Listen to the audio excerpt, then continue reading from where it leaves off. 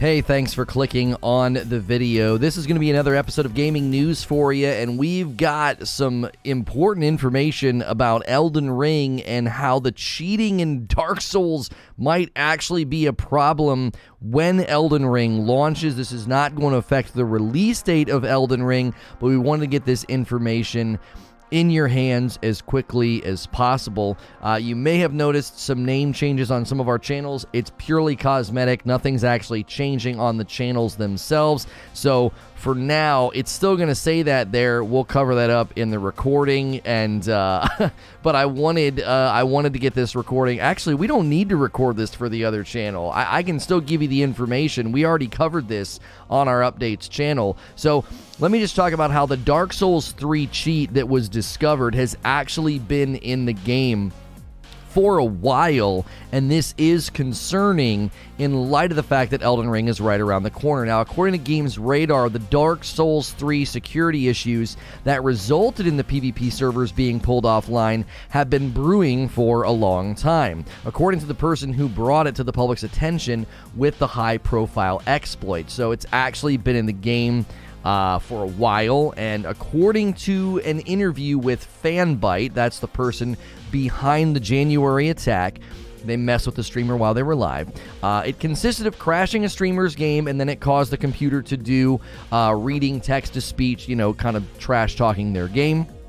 And they pulled off the hack to raise awareness of a critical security flaw that they had privately raised with Bandai Namco customer support early in December, and a response from the support team said it would pass along the report to the security teams working on the game, but seemingly took its time. Now, according to this report, FromSoftware has a history here of sort of ignoring these issues. Given FromSoftware's track record, this is from the interview, given FromSoftware's track record and fixing exploits in their offline games or online games, I was not expecting them to act quickly. I wanted to make sure the community had the information and protection ASAP.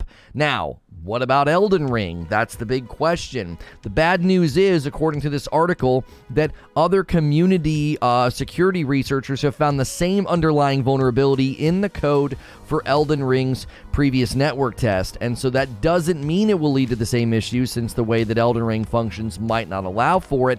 Elden Ring will also be using easy anti-cheat, but FromSoftware may be furiously patching the problem. Currently, at this moment in time, there's no word from Bandai about whether or not this is going to be addressed in a day one patch. Are they going to have things in place to prevent it from happening? Are they going to use the easy anti-cheat? Are they going to encourage people to stay offline? That is one of the big draws for the community in the early days, is to play online. Right now, it will function differently in Elden Ring. There is no longer an embered status, but as soon as you play co-op with your friends, you can be invaded, and if this cheat is possible in Elden Ring, that invasion could then lead to you having someone take over your computer. So at the time of reading this and doing this report on February the 4th, it is our encouragement to you to not play online on Elden Ring when it launches unless we've heard something official from Bandai or FromSoftware. Obviously, playing on a console, you're not going to have to worry as much, but if you're playing on PC, unless we get an official word, probably best to stay offline.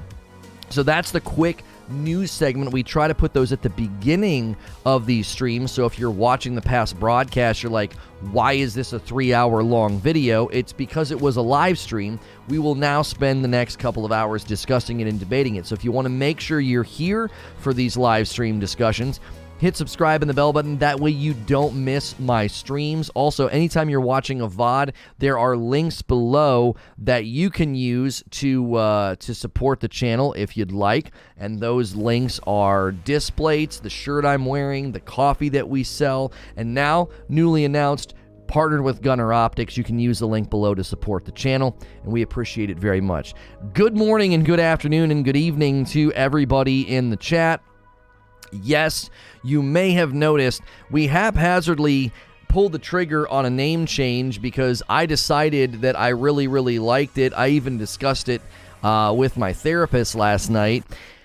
And this morning I was like, well, we better start grabbing the names on the various platforms. And once you start doing that, people might notice. So Creature's like, what, you did? And I was like, well, I didn't want to not be able to snag any of the usernames, so we have unofficially it's just a name change. There's nothing changing. You don't have to do anything. Your membership, your subscriptions, nothing's happening. It's literally me going in and clicking a button and changing a name. That's all it is. It would be like changing the sign out front on a store that you like to visit. It literally is a name change. We didn't feel that SNTR made sense anymore. We got rid of SNTR Presents because that was a podcast that mainly covered Destiny, and now that channel is split screen, which once we got rid of SNTR Presents, that used to be the main hub. It was like, why are we holding on to SNTR? SNTR Gaming? What does that even mean, right? And so I thought of this name the other day. I wanted a name I wanted a name that was meaningful to me about everything that I've been through in my life and my personal life and everything else. I wanted something that was meaningful. And I came up with the name Reforge, and insanely enough, it was basically available everywhere at every level that we wanted to use it. And I was like, this is a sign. Let's take it. Let's do it. And so we will be officially putting everything under that name, under Reforge. We've got our domain that we want to use. We've got some different things that we want to use, and we snagged all the Twitter handles. We snagged everything. So if you tune in here from here on out, we'll be referring to this channel as Reforge Gaming, and we also have the updates channel, and the updates channel will be referred to as Reforge Gaming Updates, or shorthand Reforge Updates. So all we're doing is swapping out the SNTR for Reforge, because we feel like that's a great and symbolic name that's important to me. We will not be rebranding the Rageless Roast. No, Rageless Roast is too good of a name. It's a known name. It's something that people search for on Google. Thank you for the $5 tip, Blueberry Puffin. Here's to a strong future to Reforge Gaming. Thank you. And so the coffee will just stay Rageless Roast. We don't see any reason to do that. We just thought the SNTR moniker, it just made no sense. It just didn't make any sense. Change the badges to anvils. We don't see a reason to change the logos either, because Reforge is sort of the parent name, and this is still gaming, so joystick. Updates will still have its little blue logo. We don't really see a reason to change the logos. So, good morning, Feed. I see you in the chat. It's technically Rageless now, right? Well, and I mean, the Rageless Roast has always, I thought, had a really, really good sound. Rageless Roast sounds like what it is, right? It's balanced acidity coffee. It's very, very tasty, and it's Rageless. Like, it doesn't have any bite to it, and so we've always felt like that was a pretty good coffee name. So we don't see a reason to change the coffee name or get rid of RagelessRoast.com. But even our Discord now is Reforge TV. We snagged like Reforge TV on Twitter. We have Reforge.tv. Everything's going to fall under that banner now of Reforge. It is technically Rageless now. That's true. First Lono can cast anything, and now he's Reforge Gaming. What's next? Smith News? No. So we just felt that it was time to let go of it. So if you're tuning in, we are covering Elden Ring gameplay news about the cheating. Let's put a thing at the top of the chat. Elden Ring cheating. Will this drive you to stay offline? Yes or no? Are you worried about it? Is it going to drive you to stay offline? Is that really important for you? This is a From Friday. Every Friday's From Friday. We cover FromSoftware games, and we really, really enjoy the support. Oh, I left this one. Hang on a minute.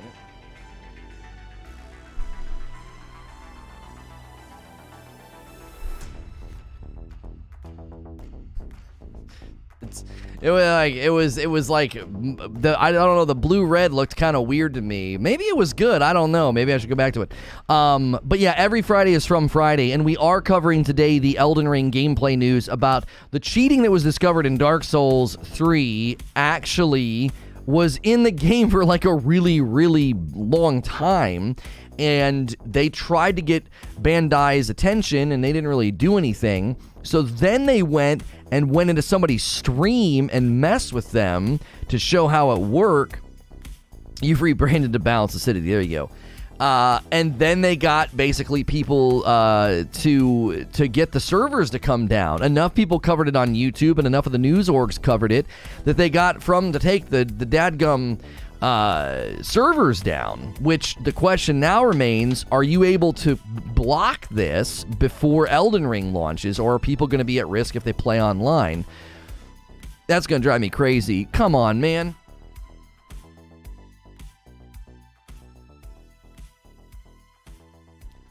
The two little LED lights were like peeking out from behind the display. I hate that kind of stuff.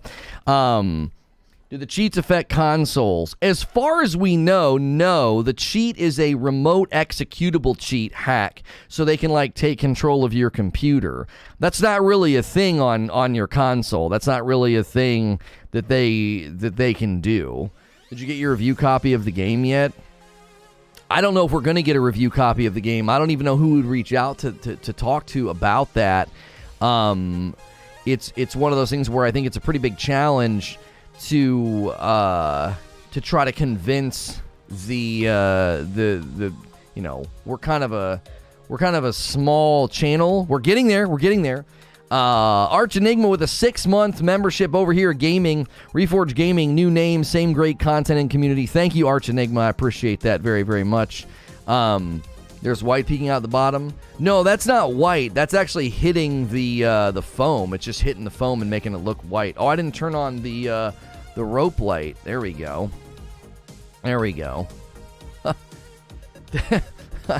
I am all out of sorts. This morning. Welcome into From Friday. We have changed the name of the channel. Nothing else is changing. It's purely a cosmetic change. It won't change anything about what we do or what we cover. We just decided that the SNTR moniker needed to be dropped. It didn't make sense anymore. It didn't really stand for who I am and what I do and what this channel covers. And so that is how many lights are in your room. I got the 2 lights next to me to light me. I got 3 uplights hitting the wall. I got the LED tape lights behind the disc plates, and then the rope light on the ground. Everything is LED with the exception of the white diffusers. From Friday Hype. Yes, if you've never been here before, every Friday is From Friday. We talk about a FromSoftware game in the morning for the talk show, and then in the afternoon, we're working our way through Sekiro. Now, next week, we are probably not going to be able to play Sekiro because next week we will be likely in Lost Ark. Well, actually, we'll be able to play Lost Ark on the 8th. So we might be able to next week either finish up things in Sekiro, maybe dive into Demon Souls, but then the 18th is going to be Horizon Forbidden West. So I'm not really sure what we're going to do on the 18th. East Coast Overlord with a $5 tip. Even with all the other coverage I missed from Friday, the attitude and vibe of today is so much better, and I don't even play FromSoftware games. I love From Fridays because the FromSoftware community is amazing.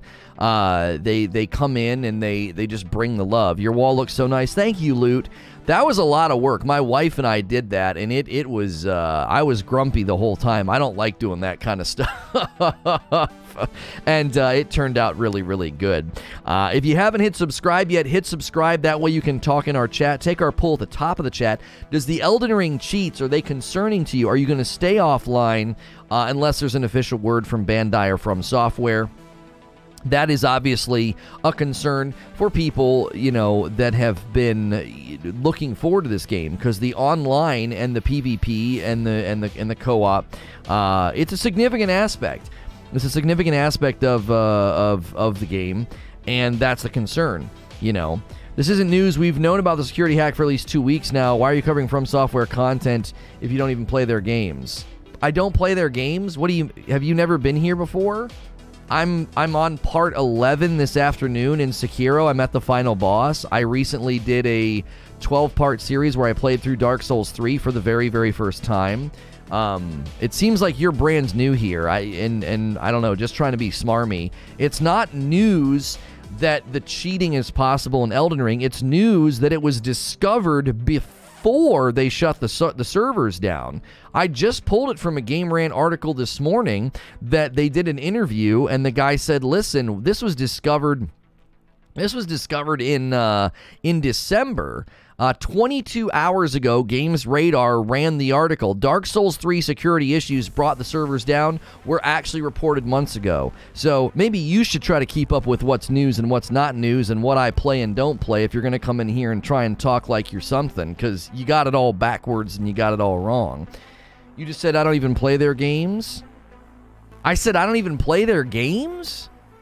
I don't think I said that. I might have misspoke. I mean, that's on me if I misspoke. I don't play the PvP part of the games? Is that what did I say that, chat? Did I misspeak? I mean, if I misspoke, that's on me. I apologize. If I did, I didn't mean to say that. Sometimes I read chat. Oh, it was in the dono. Oh, I was reading someone's super chat, my homie. East Coast Overlord said, I don't even play these games. Yeah, what? I was reading a super chat, man. This guy's like, what an idiot. Gotta even play the games, man. What are you talking about this stuff, bro? What are you talking about this? Yeah, my Streamlabs isn't working. I'm not getting stuff on my dashboard. I'll log out and log back in.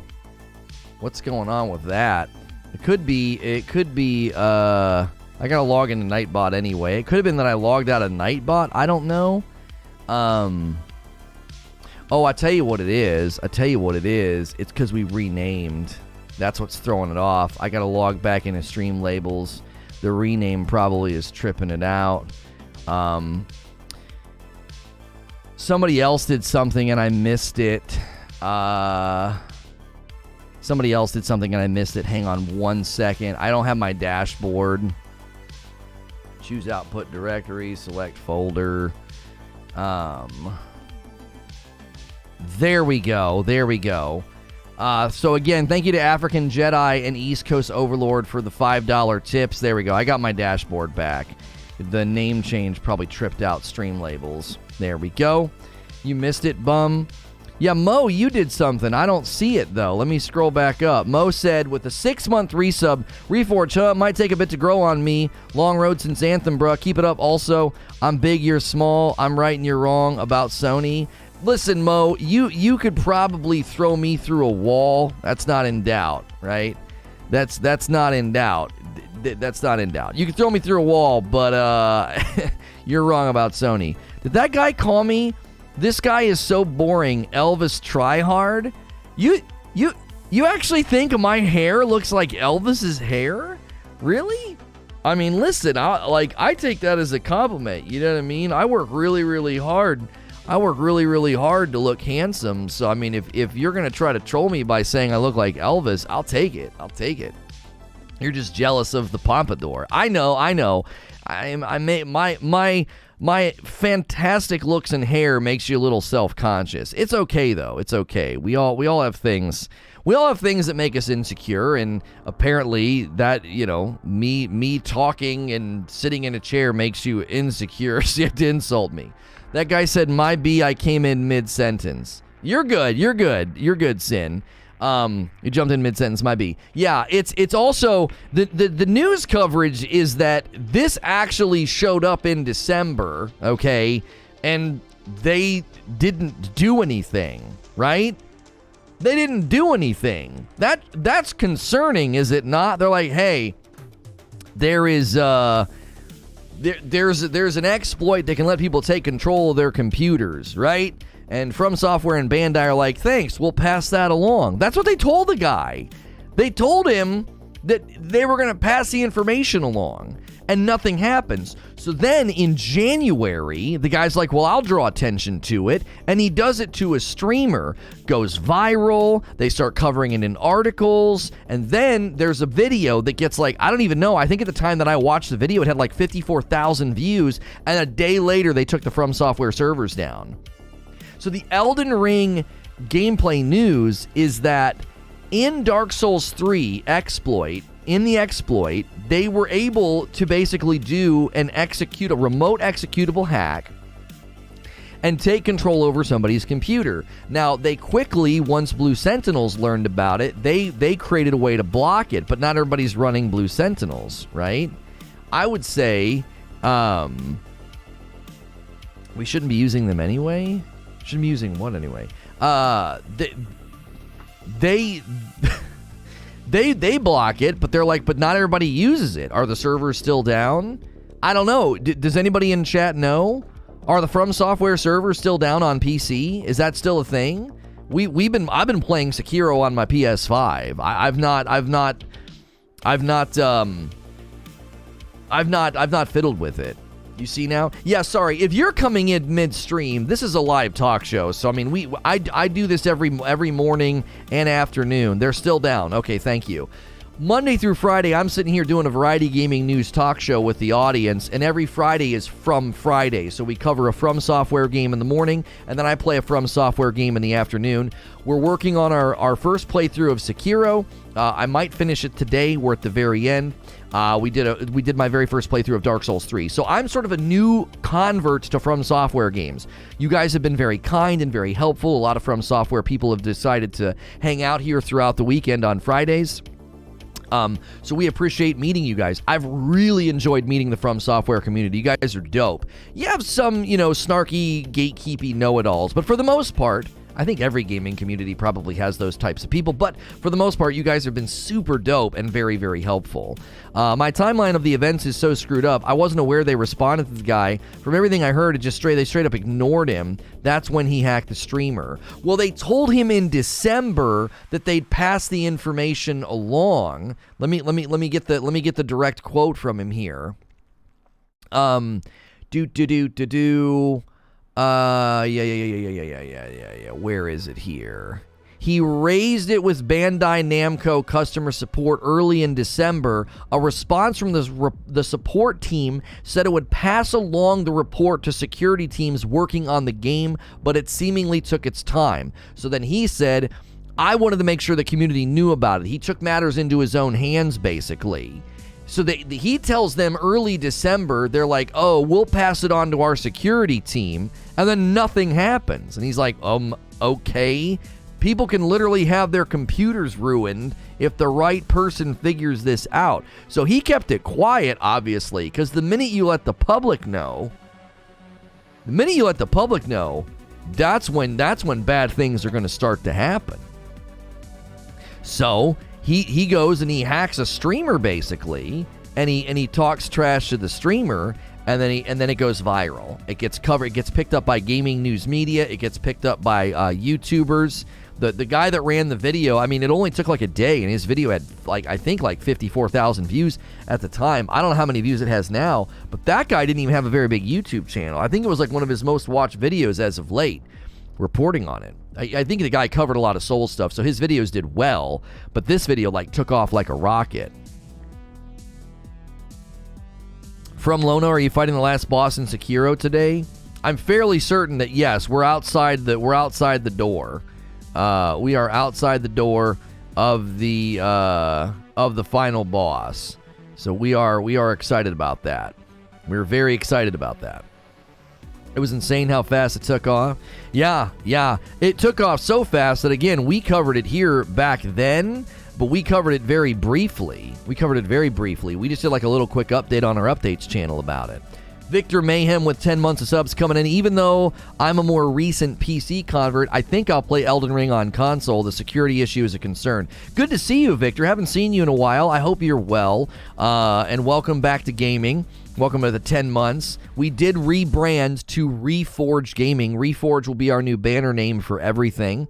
Reforge updates and Reforge Gaming. Now, Split Screen is still just going to be Split Screen, and Rageous Roast is still going to be Rageous Roast. We just decided to replace SNTR with Reforge. We didn't think SNTR made sense anymore. It wasn't really attached to anything. So, no changes to any of the channels, no changes to the content. This was literally me going in and clicking a button and typing in a different name. That's all it is. It's purely cosmetic change. We wanted some brand cohesion that made sense. I wanted a name that was meaningful and important to me, so that's why we picked what we picked. And with this morning, we started snagging the names on, like, TikTok and Instagram and Twitter. And once we snagged all the names, it was like, well, people might notice this. We need to snag the names on YouTube now. So SNTR Shorts will be repurposed. Don't even worry about that channel for now. It's not even gonna be a Shorts channel anymore. You're gonna really like what we do with that channel. Trust me. Love the background setting. Thank you. Those are disc plates, by the way. I don't know if you're familiar with disc plate. Let me move a little bit forward here so the camera grabs me instead of the plates. We're partnered with Displate, so you can use the Displate command if you want to snag some. Obviously, we got Cinder, and then we got the Elden Ring one. I am wearing a Punisher t-shirt. This is from 80s Tees. We're also partnered with 80s Tees. You can use code LONO and get 30% off at 80stees.com, and we are newly partnered with Gunner Optics, so use the glasses command. Those are all the various ways you can support the channel. Oh, shoot. I forgot to print. Dadgummit. Somebody ordered. I need to do this. I need to do this right now. Somebody ordered 3 bags late last night, and I was supposed to print it this morning, but we did this whole stinking rebrand, and it was J. Christ. So I need to make sure and get this printed for you, my friend. We don't need a return label, and it's a padded flat rate envelope. There we go. Thank you again for everybody who's been ordering the coffee. We are doing Get Fricked in February. You can use code GETFRICKED to get 20% off the holiday roast, and we greatly appreciate everybody doing that. That has been huge. You guys have gone crazy, so crazy that I gotta print it right now for somebody from last night.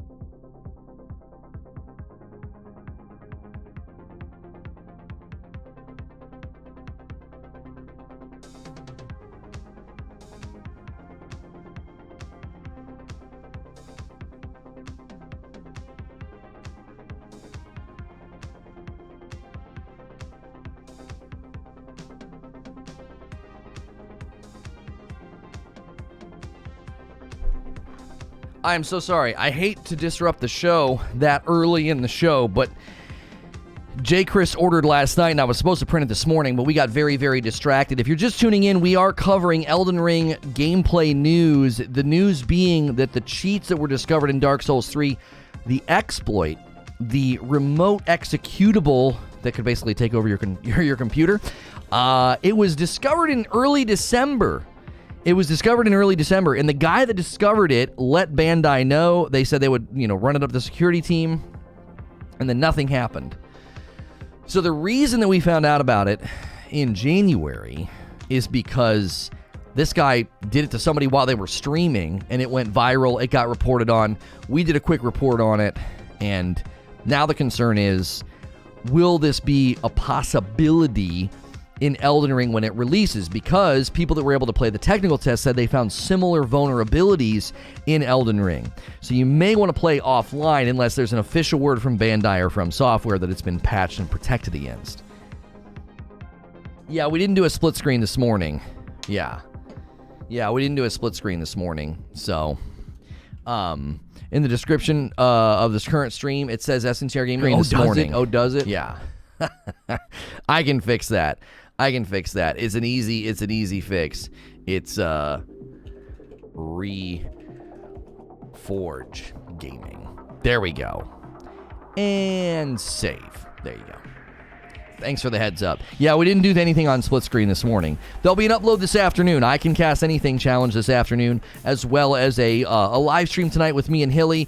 I got 2 just absolutely killer games from Z-Laner that we're going to shoutcast. Then we'll do some drop die casting, Call of Duty Warzone. So make sure you're subscribed to Split Screen over there at youtube.com/splitscreenlive.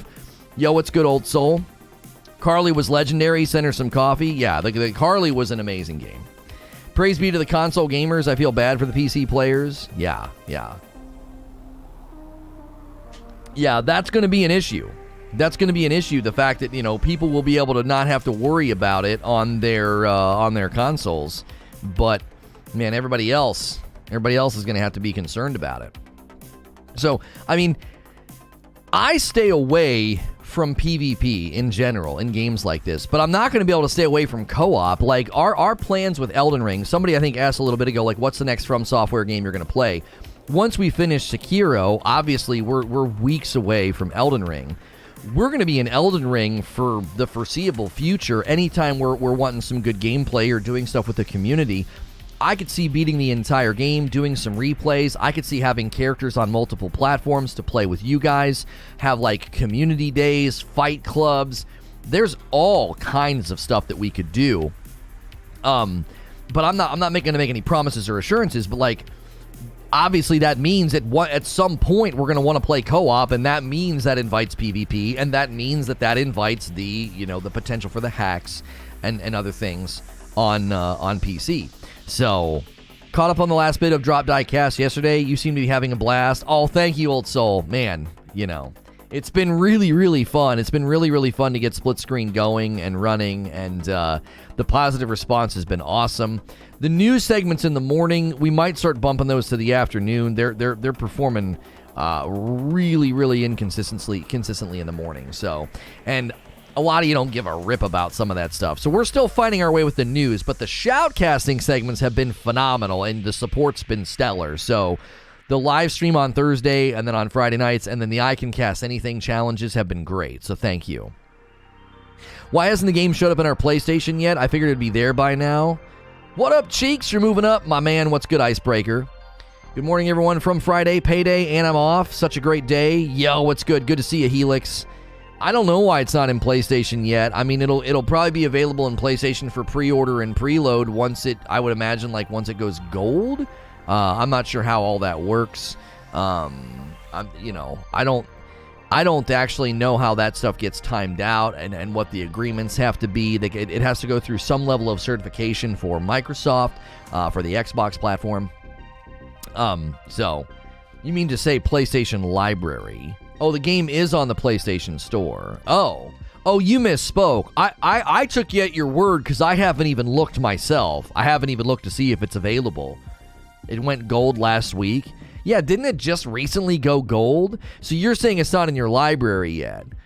So they're probably not letting you preload? Are they going to let us preload? I wonder. That's a question that we don't necessarily have an answer to right now. If you're just tuning in, we're curious what you think about Elden Ring cheating. Will this drive you to stay offline? There's the potential that it will be possible given some of the vulnerabilities discovered in Dark Souls 3, as well as vulnerabilities discovered there were vulnerabilities discovered in the Elden Ring technical test, and so we're curious what you think. Be sure, if you haven't already, to smash the like button. I would love to see the 200 like milestone. Hitting those like milestones is really good for the video, and it's free to hit subscribe. If you subscribe to this channel, it will enable you to have me in your sub feed all week. So I am a Safe for Work broadcaster as well. A lot of people treat me like video game radio. They throw this show on in the background Monday through Friday, and I greatly appreciate it. We cover so many different games, but FromSoftware games are taking a center stage here, as well as Lost Ark in a couple of weeks, Horizon Forbidden West, a lot of good stuff coming. Curious, any reason you went with the PS5? It is rumored that the platform is better over the Series X. Oh, I haven't chosen where I was going to play it, Dauntless. I felt like Sekiro ran better. I felt like it ran better on my PlayStation 5 compared to my PC. So, you know what I mean? I don't know what to do with that. That could be pure happenstance. It could be my imagination. I don't know why that is. But I felt like when I was playing on my PlayStation 5, I was getting a better, a more fluidity, the more responsive. I don't know how to describe it. I don't know. I don't know how to describe it. A silly question, but as a streamer, do you feel pressure to not wear the same shirt as previous streams? Well, we're partnered with 80s Tees, so I have a ridiculous amount of t-shirts, and I literally just go through the collection, so I'm always wearing something different. This is a really nice Punisher shirt, and so anytime I'm wearing a shirt, if you think it looks dope, you can get it from 80s Tees. and you can get a 30% discount if you use code Lono. So they've got Marvel collection, Star Wars, a ton of video game shirts, like old video games, new video games. So make sure and check out 80stees.com if you ever like the shirts that I'm wearing, and then use code Lono to get that discount.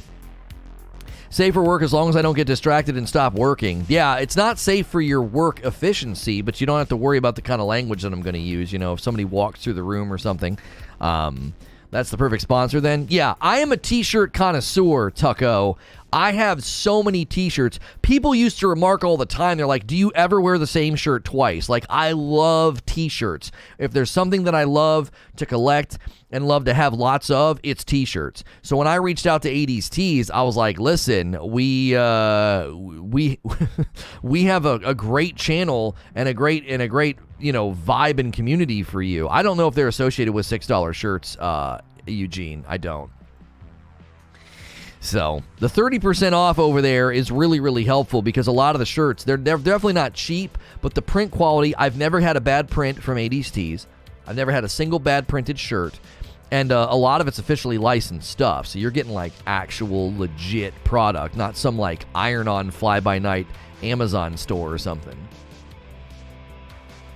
Skyape says, as someone who has played every FromSoftware game online, it saddens me to say this may be the first one I stay offline for. I hate reading that sentence, you know? That's awful to me.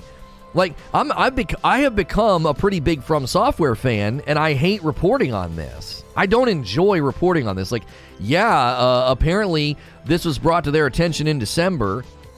They didn't really do anything. They left the servers up, and then it took a viral clip and articles and YouTubers to draw attention to it to get the servers to be taken offline. Like, this guy lets you know that a remote executable hack is possible through Dark Souls 3 multiplayer or PvP. Like, what the heck? That's immediate action that should have been taken. I find that to be very disappointing. Now, it could have been internally mishandled. They could have thought, well, we need to vet this to make sure it's true. We need to make sure this is accurate. You know, there's always the possibility that, you know, this is being overblown. So yeah, they might have had to like look into it first, and then that means that they have to they can't really do anything. Now the good news is, I mean, this is maybe not good news, but the fact that they found out, early December, maybe they were able to start to bake in protections in Elden Ring for the day one patch. There will surely be a day one patch. Gritter says, I'm staying online for Elden Ring. My experience with the network test is that someone could only invade during co-op play. Yeah. They can only invade during co-op play. But again, Gritter, I don't know. I don't know why I don't know why I wouldn't want to take the risk. I'll be playing solo, so I should be fine either way, says Blueberry. Tucko says, surely they'll have it squared away by release. Okay, so according to Blue Sentinels and according to the people familiar with this exploit, it's a fairly easy fix. They fixed it the day it was discovered. Like, the day it went viral, Blue Sentinels had it fixed. You know what I mean? They already announced the day one patch with the fix. Where did they announce this? Go directly to the original Reddit post. This all came to light if you haven't. They already announced the day one patch with the fix. They announced it on Reddit, or did they officially announce? Because I literally just read a Games Radar report, an article from 22 hours ago, and it stated that they had not gotten a statement or a response from Bandai. So I don't know where you're getting your information. Like, did somebody officially go to Reddit and say that? Like, that would be a question that I would have. Did they go in there and say, oh yeah, hey, yeah, we're going to fix this? Why haven't they made an official public statement? Why wouldn't they make a statement to the press about it? Would be my question. You think the easy anti-cheat is an answer to that? No, easy anti-cheat is not an answer to this. This is actually a security vulnerability. Easy anti-cheat doesn't necessarily fix that. Last thing I promise. The official gaming channel. Yeah, we haven't had a chance to go through and change all that stuff yet, Atwood. We'll get to it.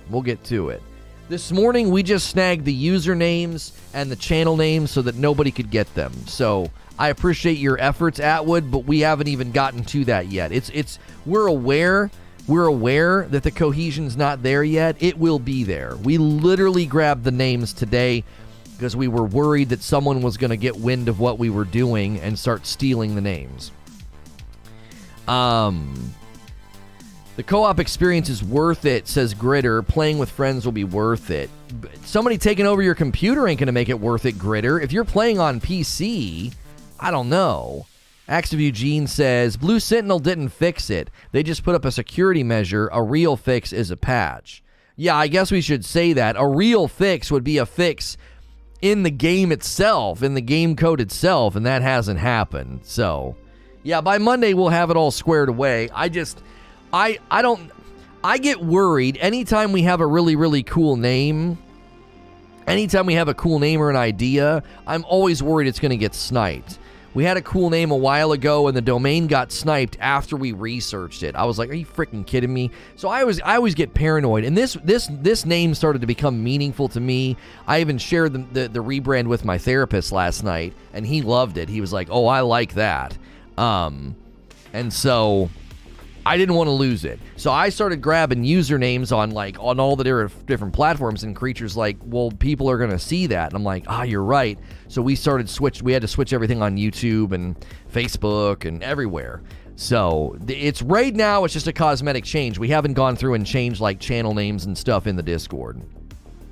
I see a huge lawsuit pending for FromSoftware if someone was harmed by this. Yeah. If you can definitively prove they had knowledge of the vulnerability and they didn't take action to protect their users from the vulnerability, yeah, you're liable there. What worries me is if cheaters from Dark Souls 3 will be able to port the cheats and use day one since it's the same engine. Easy anti-cheat, according to an authority on the subject in another article that I read, easy anti-cheat will stop most of the cheaters, but not the more adept ones. So cheating will likely be a problem in Elden Ring. Elden Ring cheating will likely be a thing, for sure. The beauty is, as far as I know, this is the first FromSoftware game shipping with an anti-cheat software synergy, which means they should be able to catch, block, and stop people as time goes on, right? If you haven't hit subscribe yet, go ahead and do that. It's free to subscribe. We want to hear from you in chat. The Elden Ring gameplay news is that the Dark Souls 3 exploit was known about early December, and they didn't take action until it went viral.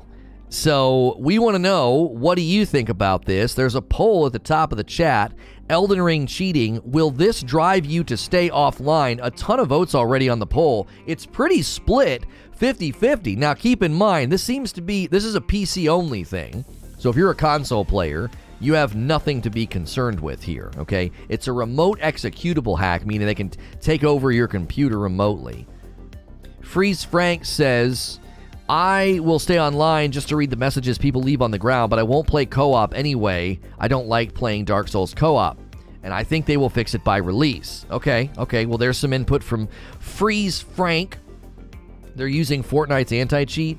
Well, I don't think easy anti-cheat is Fortnite's, but it's the one that Fortnite uses, yes. By the way, we haven't had a coffee order yet, and you can get Fricked in February, our holiday blend, the Frickmas blend. This is our coffee, by the way. This is not like a sponsor. This is in my house. My wife and kids ship this to you, right? It's a remote code execution. There it is. Sorry. Remote executable, remote code execution. Sorry. RCE. I'm giving you a colloquialism of it.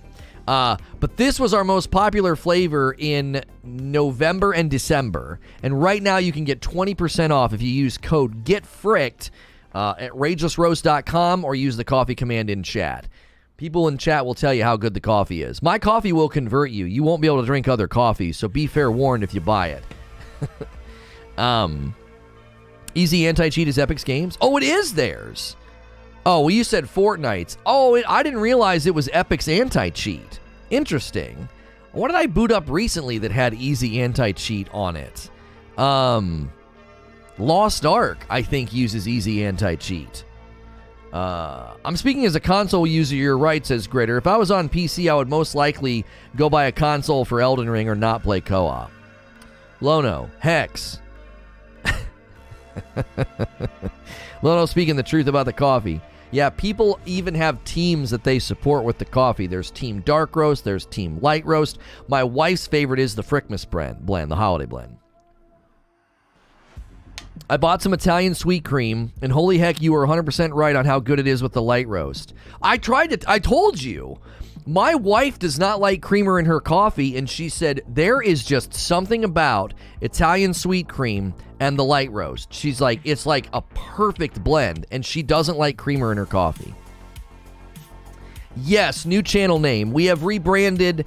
We dropped the SNTR moniker. We didn't think it made sense anymore. It's purely cosmetic. The channels are not changing. You're just not going to see SNTR anymore. It's now Reforge Gaming, and then the other channel that we used SNTR on is Reforge Updates. Okay, the SNTR Shorts channels is getting repurposed. So don't stay subbed over there. You're going to like what we do with that channel, but it's not going to be a Shorts channel anymore. I like the coffee so much that I rebranded myself. Yeah, to balanced acidity. That is one of the reasons people like my coffee, because of the balanced acidity. You ignoring me, fam? I'm not. How am I ignoring you? There's tons of people talking in chat. You said I get to play the game on the 24th. You said something about real death coffee. I don't know what that is, or Team Death Coffee or something. The only acceptable additives to coffee are water and bourbon. I'll say it. Reforge Gaming is better than SNTR. Well, there's no D. It's just Reforge. Reforge Gaming.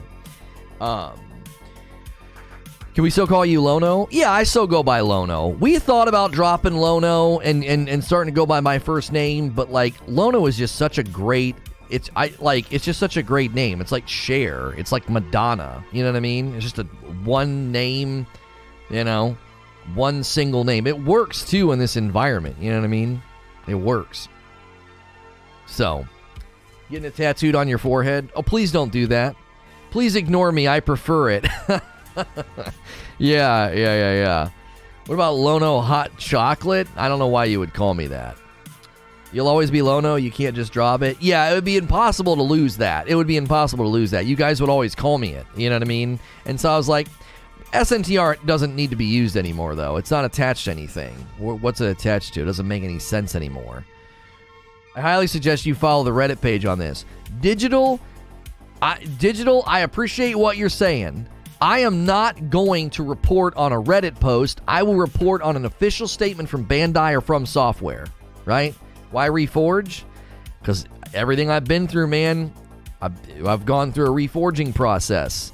And I've come out on the other end stronger for it, and I wanted a name that was meaningful to me. You think Elden Ring will be FromSoftware's best game of all time, or even the best game of all time? Okay, so my prediction, Freeze Frank, and I don't like to get people like inordinately hyped up for stuff. I believe Elden Ring will be looked back on the way that we look back on Skyrim. That's what I think. I think it will be their magnum opus. I do. I think it'll be their magnum opus. I think it'll be a significant game in the history of gaming. We will look back on this game like Skyrim. Do you still get a ton of search? Yeah, we do. We do. And to be quite honest, with you, usually you reforge in a game when you've gained some experience, but you figure out how to move forward stronger. You're min-maxing your life. Yeah, and a forging fire burns things away and takes things away and leaves only what is pure, and it makes the metal stronger. So, yeah. In any case, I didn't want... If you want to know the honest to goodness truth, there's going to be a bunch of people in a couple of weeks that want to know what I think about, like, Witch Queen. And to be quite honest, I don't want them to come in here and ask me what I think. We're going to be playing... We're going to be playing Elden Ring. We're going to be playing Horizon Forbidden West. We're going to be playing Lost Ark. We have completely branched out and niched down into other games, into other communities. The FromSoftware community has been amazing. You guys have been like a super, like, it's like you're wandering in a cold, like, forest and you find this little log cabin that's like warm and welcoming and dope. And that's what the FromSoftware community's been, you know? You guys, you tarnished ones and ashen ones, you know, welcomed me in with open arms, and I appreciate it very much. It was, it's been a long road, and it's so much brighter now. So We're not going to change the Rageless Roast. We like that name. We like Rageless Roast. Yeah, we're going to check out Sifu. Listen, I don't think I'm going to play Dying Light. I don't think I'm going to. My day on Friday is incredibly full. I'm probably going to be wrung out like a rag after ending Sekiro, if we actually end Sekiro today. If I was going to, it was going to put too much pressure on myself to feel like I need to beat this boss so I can go play Dying Light 2. So I am sorry. I am sorry. There will not be any Dying Light 2 today on the channel. I apologize for that. I know people were looking forward to my thoughts and my gameplay. There's already so much gameplay in circulation. There's already so many reviews in circulation. By the time I'm done with that boss fight in Sekiro, I'm telling you, I don't think I'd have been able to do it. I don't think I'd have been able to do it. Can you finally use a Claymore? Thank you for the $10 tip, Sven. I appreciate that very, very much. So I know people wanted to see me play it and get my thoughts on it. I was going to give you an hour. I gave you guys an hour last week of the Uncharted Remastered Collection.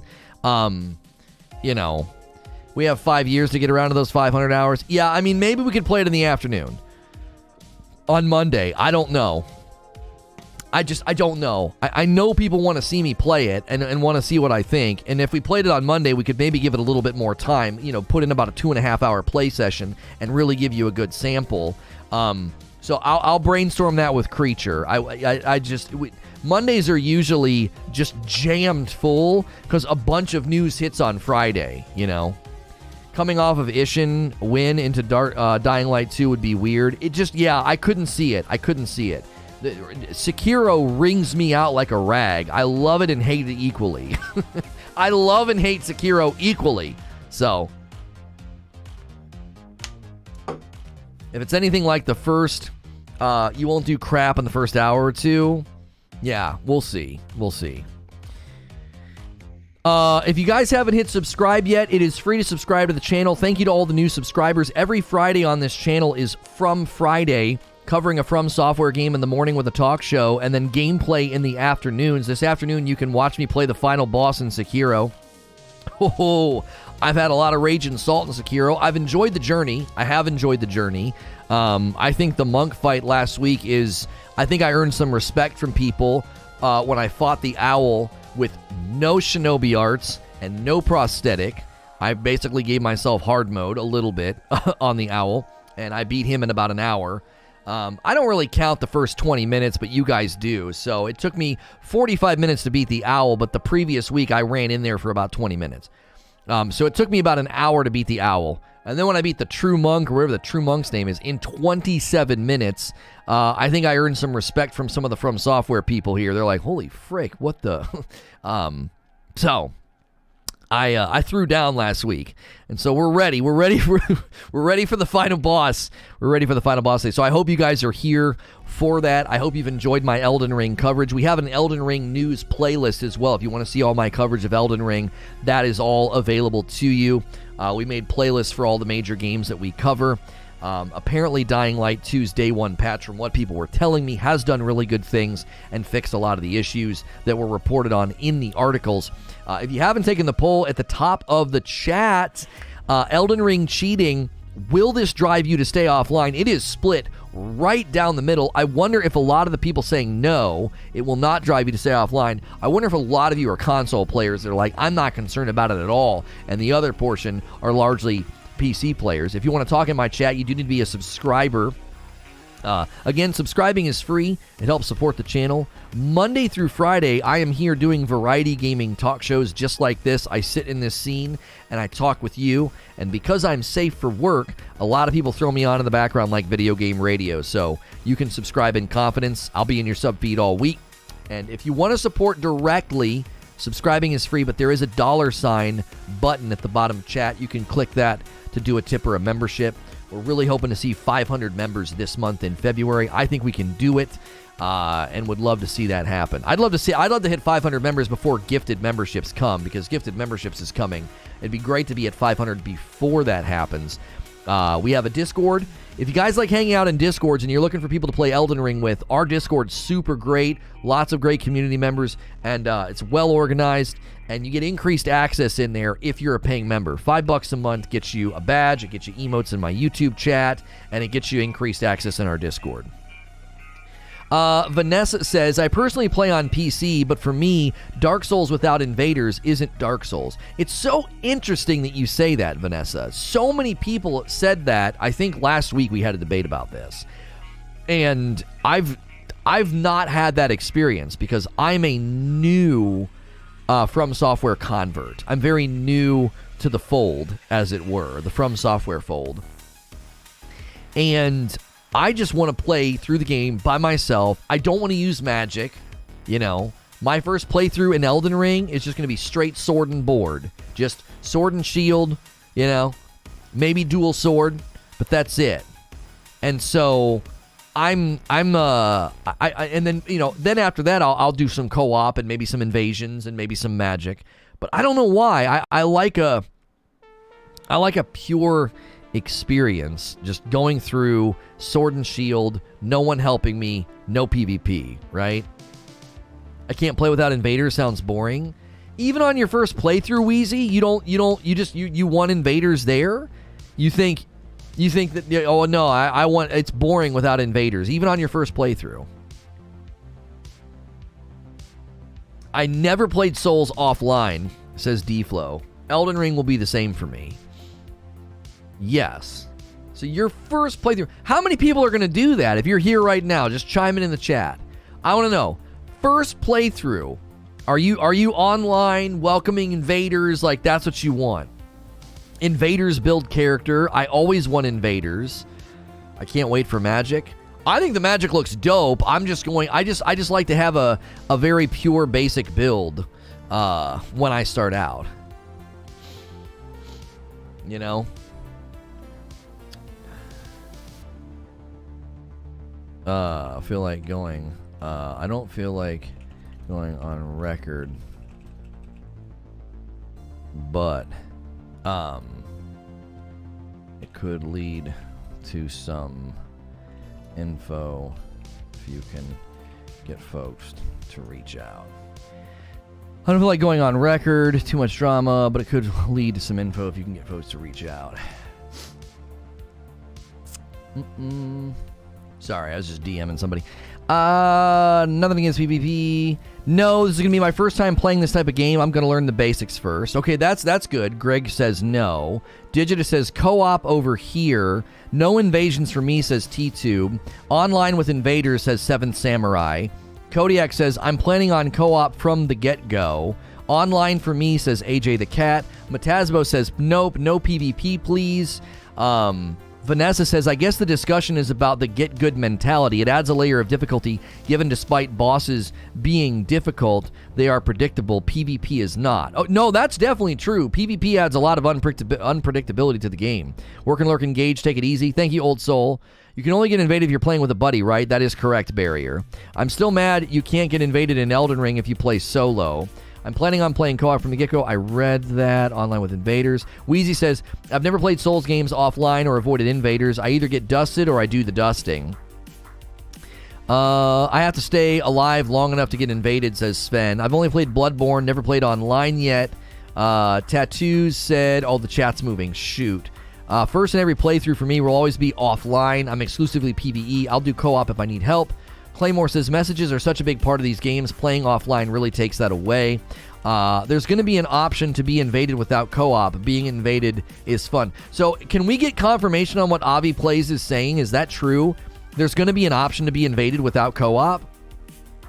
Dalton says, opens the door to let the invaders in. I play the game online, says Awakened, and how it's meant to be played. Oh, really? You think that's how it's meant to be played? Online, no co-op for me, always. First playthrough online until it gets annoying, says Jacob. I'll be online, but I'll hate being invaded, says Blueberry Puffin. Also, the hints are fun, says Tucko. This is going to be, I read that. Yeah, Greg's first time through. Greg's like, no, I don't want it. Nothing against PvP, says Matasbo. No invaders first time around, says Jazzerfication. Maddie Jarvis with a $5 tip. Part of the charm of Souls games is the unpredictability of invaders and interacting with people's messages and bloodstains. Really? I am so different. I'm just so different. Didn't read the whole thing. Sorry, the chat moved on me. What'd you say? Oh, you said, haha, play how you want, but invaders are good. Oh, I'm sorry. Online with invaders and invading people, says Wheezy. Can I play co-op with a friend but without getting invaded? No. If you play co-op, you will get invaded. No co-op and no invaders, says Philip. I love the co-op PvE, and we'll play the whole game that way. Dreading the PvP invasion, says Demetrius. Okay, I can't read everybody. I tried to read as many as I could. Playing co-op would be one of the biggest draws for me, so having that threatened by old exploits would be bad news. Well, keep in mind, these old exploits will not be on console, right? The Daily Grind says, I love the messages from the community. Yeah, these exploits, these problems are, you know, they're not going to affect console. This is a PC-only thing. It's an RCE, remote code executable. Did I get it right? It's a remote code executable. They can like take over your control of your computer. So that's a PC thing. Hey, 2 coffee orders. You love to see it. Somebody ordered some coffee. 2 bags of Frickmas and a dark roast. Cashing in on the discount is RW Friend Jr. Thank you, RW. And then another order here, a bag of Frickmas for stainless seal. Stainless seal. You can get Fricked in February and get 20% off our holiday blend coffee. Again, this is not a sponsor. This is mine. This is my company and my brand, and it's in my house. My wife and kids ship this to you. So you can use code GETFRICKED. You can use code GETFRICKED to get 20% off our holiday Frickmas blend. This was our most popular flavor in November and December. It's my wife's favorite flavor now, over the dark roast. Her second favorite is dark roast. My favorite's light roast. So I think our light roast is the most drinkable coffee you can drink. Balanced acidity, extremely smooth. All of our coffee is balanced acidity, which makes it very drinkable. Do you know when they will fix the PC servers? They haven't said anything. The guy that keeps directing me to go to Reddit, what does Reddit matter? The PC servers are still offline, so until they make an official statement or bring back online, the FromSoftware servers are still offline. So who the frick cares what they're saying on Reddit, you know? That doesn't matter to me. Rockstar Games tweeted at 10:11 a.m. Eastern this morning. Many of you have been asking about the news entry in the Grand Theft Auto, a new entry in the Grand Theft Auto series. With every new project, our goal is to always significantly move beyond what we previously delivered. We're pleased to confirm that active development for the next entry in the series is underway. And Schreier tweeted 2 minutes before that, wouldn't be shocked to see Grand Theft Auto announced later this year with a fake release date of fall 2023, and then it slips into 2024. I don't think what the person said in the YouTube chat is true. Yashiro Katao from FromSoftware recently held a brief presentation in which he addressed many concerns regarding the upcoming game and gave further insight into what players can expect. According to the video posted by Fextralife, quote, invaders will never invade a mounted player because players cannot be mounted in cooperative play. That is to say, you can only invade players that are cooperating, not players who are alone. Of course, there's a dual item for those who wish to summon invaders. So you can summon invaders with the dual item, but there doesn't seem to be a, well, I'm by myself, but I'd like to be invaded. That doesn't seem to be an option presently for Elden Ring, right? It likely is good that they are investigating it. Also, last I checked, the exploit was not confirmed to be an Elden Ring. That's not true. I covered this in another video and had an article, and the guy that discovered it said the Elden Ring technical test has the same vulnerability in it. That's what he said. He said it's got the same vulnerability in it. That's the dual item. Yeah, that's not necessarily like, oh, I can be invaded and I'm by myself. Holy moly, another insanely strong start to the day. A lot of you finding us searching for Elden Ring. A lot of you clicking on suggested Elden Ring videos. If you found me through search or suggest today, thank you very much. If you want to hit subscribe so you don't miss my streams, every Friday is From Friday, so make sure you're here on Fridays at the very least if you're a FromSoftware fan. That would be a bum Dried finger runs were fun. That's a dual item. You'll always be Lono. Nerd Mother's behind in the stream.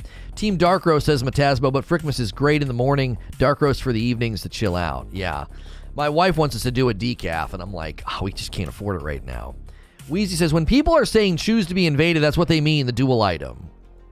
Right, but Wheezy, correct me if I'm wrong. Right now, in Dark Souls 3, if I play online, as soon as I'm embered, I can be invaded, correct? There's no summoning invaders. It's just a possibility that I can be invaded because I'm online and I'm embered, correct? As long as I'm not in a boss fight. I think that's what folks are frustrated by. That isn't in the game. That isn't in Elden Ring. There's no situation where you can be like, hey, I'm online by myself and can be invaded. That scenario, apparently, as far as what we know right now, does not exist in Elden Ring gameplay. Doesn't exist. You can also summon, yes, Jason. The point that I'm trying to make, I'm trying to be very crystal clear here so we're not confused. According to what we've heard, in Elden Ring, you can summon invaders, but you will not be invaded open world, roaming around if you're playing co-op.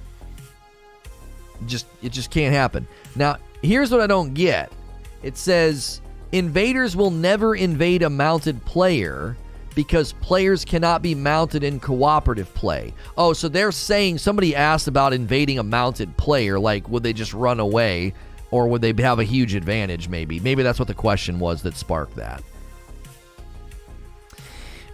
Hey, I wasn't here for the reban. What inspired the Reforge bit? Because after everything I've been through, man, I feel like I've been reforged at a personal level, spiritual level, professional level. So it's meaningful to me, and it has more importance than an old moniker that doesn't make sense anymore. So it's purely cosmetic change. New glasses. Yeah, we announced this yesterday. We are officially sponsored by Gunner Optics. You can use the glasses command in chat, and I actually wanted to check that today because yesterday's announcement seemed to go very well. And I told you guys, if you guys go nuts and order a bunch of frames with my link, I might be able to convince them to send me some more prescription frames. Because currently I have these. I have 2 pairs of sunglasses I showed you guys yesterday. And there we go. 71 clicks yesterday. And it looks like somebody ordered something yesterday. Yeah. I can't tell how many orders. I see that it got clicked on 71 times yesterday. So thank you guys so much for clicking on that link. And somebody, I think it was Sorcerer of Havoc, ordered some frames.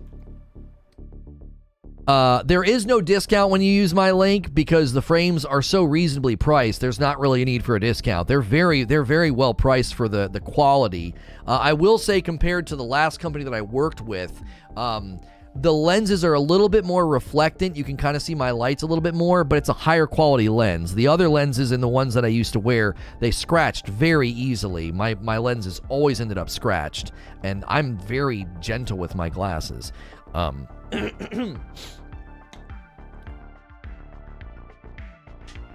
It exists, not an ember, but you have an artifact. When you use it, can be invaded if you're alone. Dennis, is that not the summon invaders thing that we're talking about? That's not quite the same.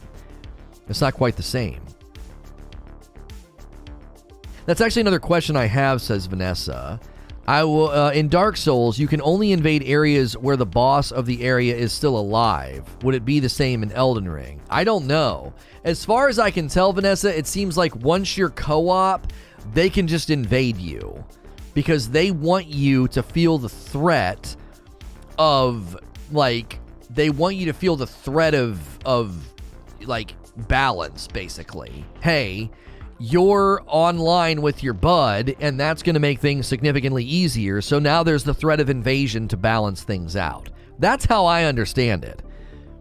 That's how I understand the mechanic, is that it's meant to kind of balance things out. Because I got news for you. Some of these bosses, if there's 2 of you in there, you talk about an advantage. Being able to split the aggro, Just having an NPC in the drunkard fight can throw that fight completely in your favor, because the drunkard's like attacking him, and then you slice him, and then the drunkard turns his back on him to hit you, and then that guy starts attacking him. Like, you can get so much free damage on the drunkard in Sekiro off an NPC that's kind of dumb. Imagine doing something like that with a real player. You know what I mean? Have we really seen any non-stage multiplayer? Never really got the multiplayer appeal. Nation, you know what? It's interesting to me. According to everybody in the chat, it's a huge draw for these games that they want to be invaded. They think that that's a huge aspect of the game. It's a huge aspect of the experience. There are areas that will force invasion, co-op or not. Faron, Gargoyle Belfry, Darkroot Garden. What do you mean they'll force invade? Oh. Online or not, you get invaded by an NPC though, right? Don't really need a demo. It's called people wanting to play with their friends. Sure, that's an aspect of it. As far as I know, there's an item in Elden Ring that allows a solo player to be open for invasions, not to be confused with actively summoning an invader. Do we have official words somewhere on that, Zuth? Because I'm not seeing it anywhere. I'm seeing quotes in the opposite. That you're either invaded when you're co-op or you can summon invaders. Those are the two categories that Yashiro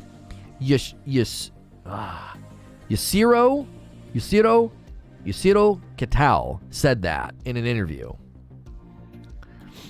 Those are the areas where invasions take place, says Daily Grind. In Elden Ring, the red effigy is your invader summon sign. Yes, the PC Dark Souls servers are still down, Lewis. They're still down. Invasions in Dark Souls even have a purpose within the lore. Those areas had covenants that will encourage PvP. Co-op or not, you have to be online, though. You're talking about Elden Ring, Panoptic?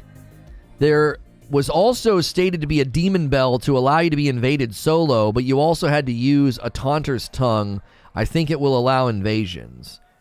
Factions invasions will probably be in the game as well, says L.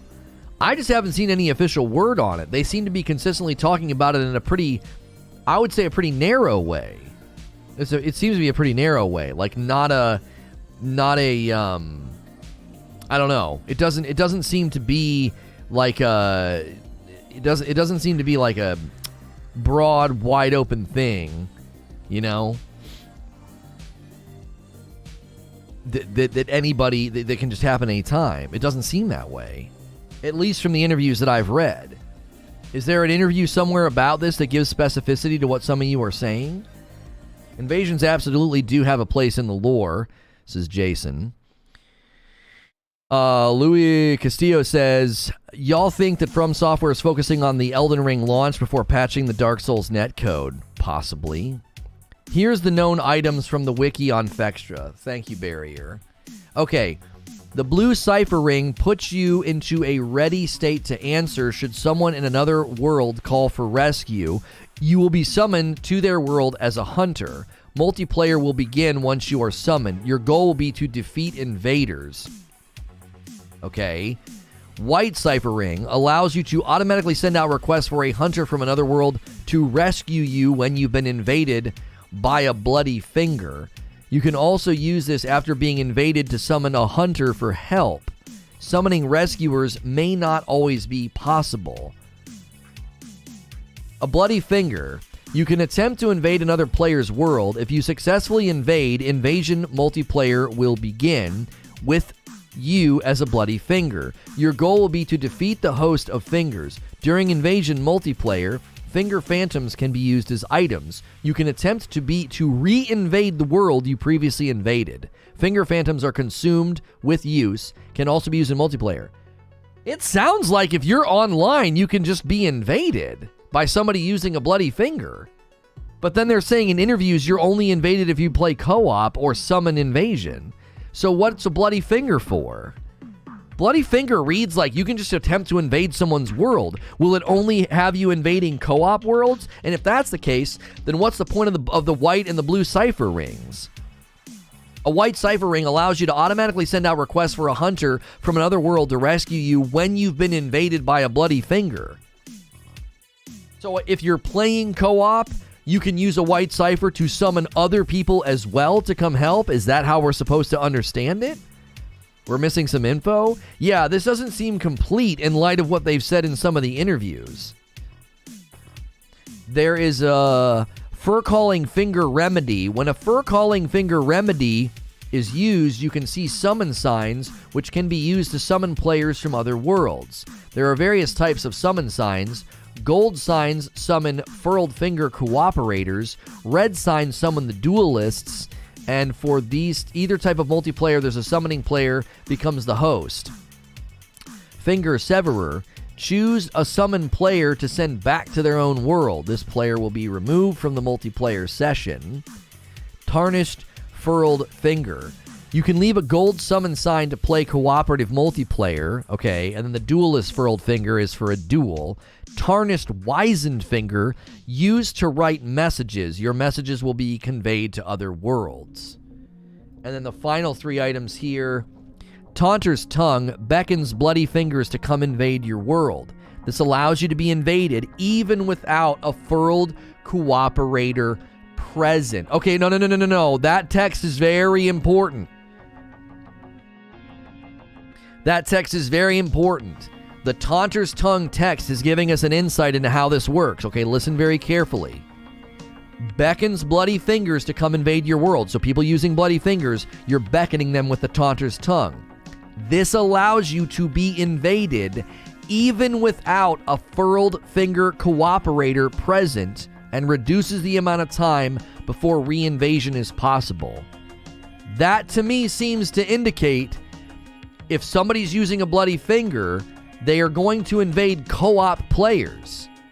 Somebody that already has a furled finger cooperator present.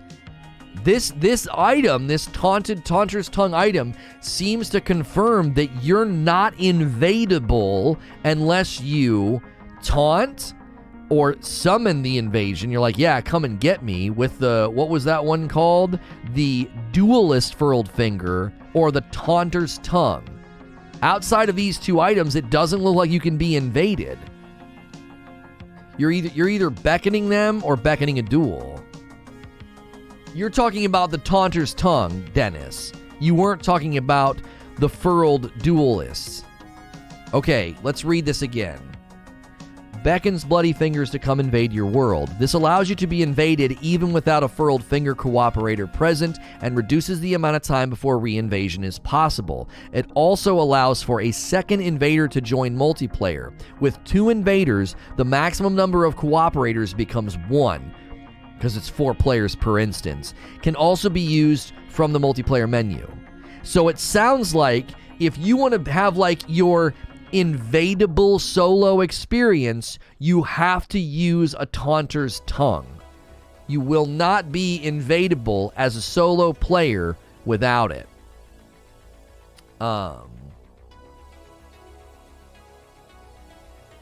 So, these enemy names are awful.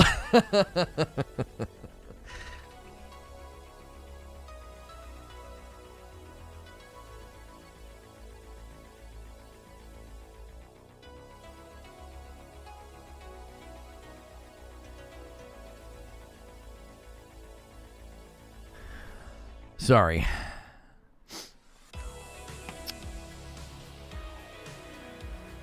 That's definitely the smoke session item. Is there a freaking spreadsheet for this? You can only be invaded if you have a co-op player with you or if you summon invaders. And it sounds like there's 2 ways to summon invaders. You can summon invaders with the Taunter's Tongue or the Duelist's Furled Finger. The Duelist's Furled Finger is you have a sign to play. You can leave a red summon sign to play competitive multiplayer. This sign will appear in other players' worlds and allow them to summon you as a duelist. Oh, you would get summoned. So wait, we got to be clear here. The duelist furled finger is not going to bring people into your world. Listen to the phrasing here. Listen to this. You can leave a red summon sign to play competitive multiplayer. This sign will appear in the other players' worlds and allow them to summon you as a duelist adversary for competitive multiplayer. Your objective will be to defeat the host of fingers of the world to which you were summoned. So that's not even an invasion. The only way you can be invaded is if you use the Taunter's Tongue if you're playing solo. You will only be invaded if you're solo if you use the Taunter's Tongue. The duelist red furled finger will actually pull you into another world. I'm lost no matter what. Keep your fingers away from me. Bit like a Grave Lord. Yeah, so the invasion mechanic has been, as far as I can tell, it's been changed quite a bit. You playing by yourself and online, you will not be invaded unless you welcome it with a use of an item with the use of an item. If you're playing by yourself, you will not be invaded. Can't happen. Does the Taunter's Tongue work like an Ember where you get more health? No. The Taunter's Tongue, it doesn't do anything to you. It allows you to be invaded without a furled finger cooperator present, and it reduces the amount of time before re-invasion is possible. It also allows for a second invader to join multiplayer. With 2 invaders, the maximum number of cooperators becomes 1. So if it works and you start to get invaded, you could summon a cooperator if you wanted. Off-topic question, how's the picture quality on the disc plates? I don't want to buy a blurry image or anything like that on a large. You want to... I can show you.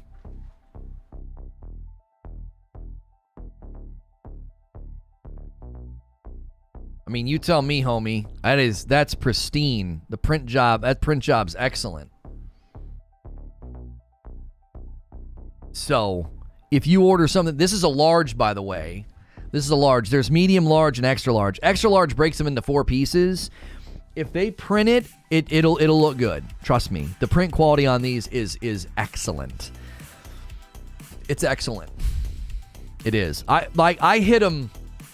I'm hitting them with LED lights, so and they're not in focus. I'm in focus, so they look a little washed out and blurry. That's kind of the point. Like, I'm in focus and they're not. So, Darius with a $5 tip. Hey, buddy, where does story and lore end up as a priority for you? Is it enticing to go back and piece things together to try new endings like Sekiro? Okay, I am traditionally not a story lore guy, Darius. I'm not. So in Sekiro and Dark Souls 3, I kind of linearly just moved through the games, okay? However, I think I'm going to treat Elden Ring a little bit differently because Elden Ring is new and it's got more of like this. I feel like we can do something with it communally, have multiple characters, playing with the community, piecing together the story. I have my own theories about what they're going to do with the story. I think once we reforge the Elden Ring and become an Elden Lord, I actually wonder if they're going to offer a future DLC or whatever experience where if you choose to go into it, it changes the entire map because you've taken back the runes from the demigods and reforged the Elden Ring, which is like a crown, I guess, or a metaphysical crown. And once you do that, you're going to be an Elden Lord, which means the endless war would be over because the demigods are gone. So I'm wondering if their continuation of content DLC, I have said they could push this into a more live service format where if you download and pay for the DLC or expansion and you choose to go into it, you would go into it with an existing, new game plus character experience, basically. And the world would change. In that, the map would still be there, but everything would be different because there'd be power vacuums. There'd be bosses that are dead now. You know what I'm saying? So this is a theory that I have that, like, I think the work they've put into Elden Ring, I think it's going to be their magnum opus. I think they have greater aspirations for this game beyond just like a couple of DLCs. Now, people really don't like the word live service. Whenever I give this theory or give my thoughts, people instinctively recoil because they think of live service as being like a Fortnite battle pass. There are plenty of games that do ongoing experiences in their games with live service and do it very, very well. There are seasonal characters in Diablo 3. There's the seasonal expeditions in No Man's Sky. There's Elder Scrolls Online, there's Final Fantasy XIV, there's all these games that have masterfully, I think, built different versions of live service expression, and I think FromSoftware could do it in their own way. Imagine them calling it the Elden Lord DLC or something, and you literally go into the game, and it's essentially like a new game plus, where your character, your ending, your choices or whatever, the map is all different now. Enemies are in different locations. There's new bosses that have invaded and new enemy types that have come into the area. That's one of my theories of what they could do. Haven't they said there is a new game plus cycle? Yes. This would be something that you would do with that character. You would be like, okay, I'm going to go into the Elden Lord experience. What's the game look like now that I've, killed all the demigods and got all the runes and reforged the Elden Ring? So that's just a theory that I have. By the way, if you're enjoying the show, do me a favor. It is free to smash the like button. The likes are kind of lacking today. We've had a huge turnout and a ton of people come through. Hit the like button. It's free to hit subscribe, and that allows you to talk in chat. Take my poll at the top of the chat. We're closing in on 1,000 votes. The potential of Elden Ring cheating, will it make you play offline? It's not a risk on console, which is probably why the vote is 50-50. Most of you playing PC are like, yeah, I'll probably stay offline until it gets fixed. There was a Dark Souls 3 exploit. It was actually discovered early December. We only found out about it in January because the person who discovered it didn't really get a good response from Bandai. They said they would run it up to the security team, and nothing happened. So they invaded a streamer. It went viral. Everybody reported on it. We reported on it. News outlets reported on it. A big YouTube video got a lot of clicks. And then they shut off the FromSoftware servers. And the PC FromSoftware servers are still offline right now. So the concern is, are these security vulnerabilities still there and present in Elden Ring? Apparently, according to those who have played the Elden Ring technical test, it is still present, and easy anti-cheat will not necessarily protect you against this. It is a remote code executable, I believe is what it's called, an RCE. It allows them to remotely control your computer, which is very dangerous, and so it's a little upsetting that FromSoftware and Bandai knew about this early December and didn't do anything until it went viral.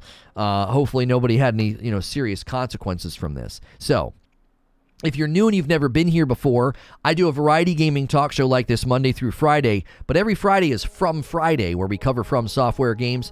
I am at the final boss in Sekiro. It's my first ever playthrough of Sekiro. I'm a very new FromSoftware convert, so there'll be tons of Elden Ring gameplay and coverage here once it's out. We've been having a blast covering Elden Ring with you guys these past couple of weeks and months. So the FromSoftware community's just been super amazing. Yeah. So, let me put this display. Well, I'll just set it here. I'll just set the disc plate there. I should probably always have one to show off.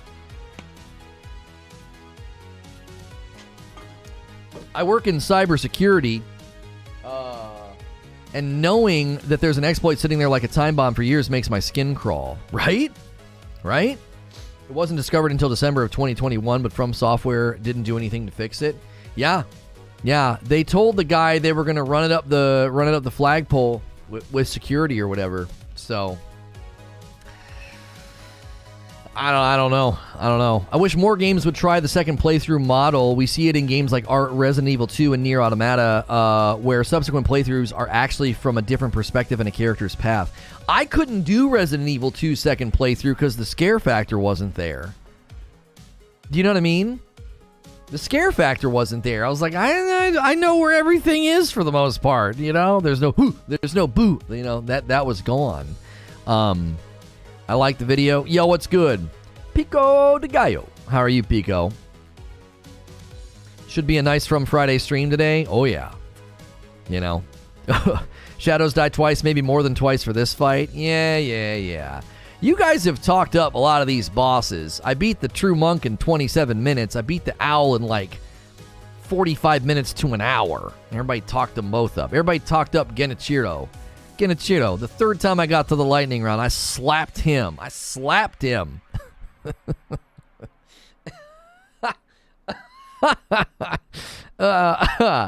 is Reforge Gaming? We have officially dropped the SNTR moniker. We didn't think it made sense anymore to use it. SNTR Presents became Split Screen. SNTR Presents was basically a Destiny podcast that doesn't exist anymore. And so once we lost that, it did not make any sense to have SNTR Gaming or SNTR Updates. The moniker doesn't really have anything to be tethered to or attached to anymore. And so I wanted a name that was meaningful. And I really liked Reforge, and we looked at it. It was available. We grabbed all the names, domains, and everything else.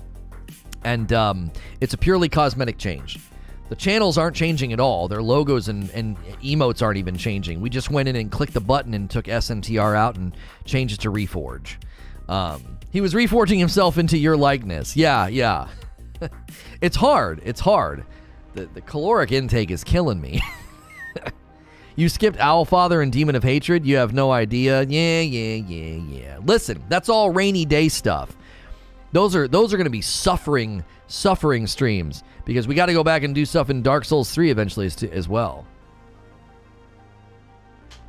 I thought somebody was totally stealing your thumbnail style.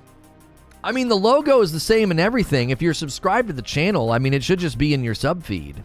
You know, it should just be in your sub feed. Wow, says Zubair. Wow. I didn't even know it was changed until now.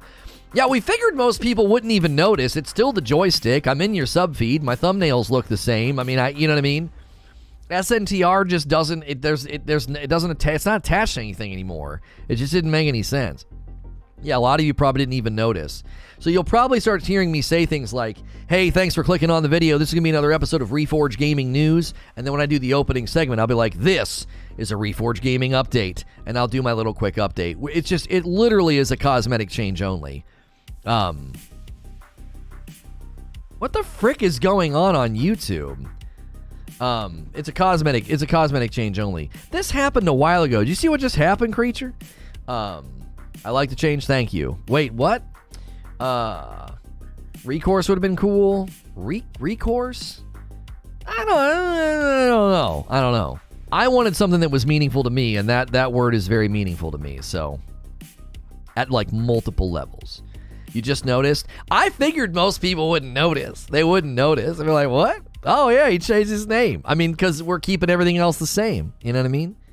You did not show up in my sub feed? Well, if you're subbed to my channel and you have the bell button set to all, you should see my videos and get notified. However, if you don't watch me for a couple of weeks, I'll start showing up less. So some of it depends on how often you've watched recently, right? I see many things I would love to dive into, but for some reason I'm preoccupied.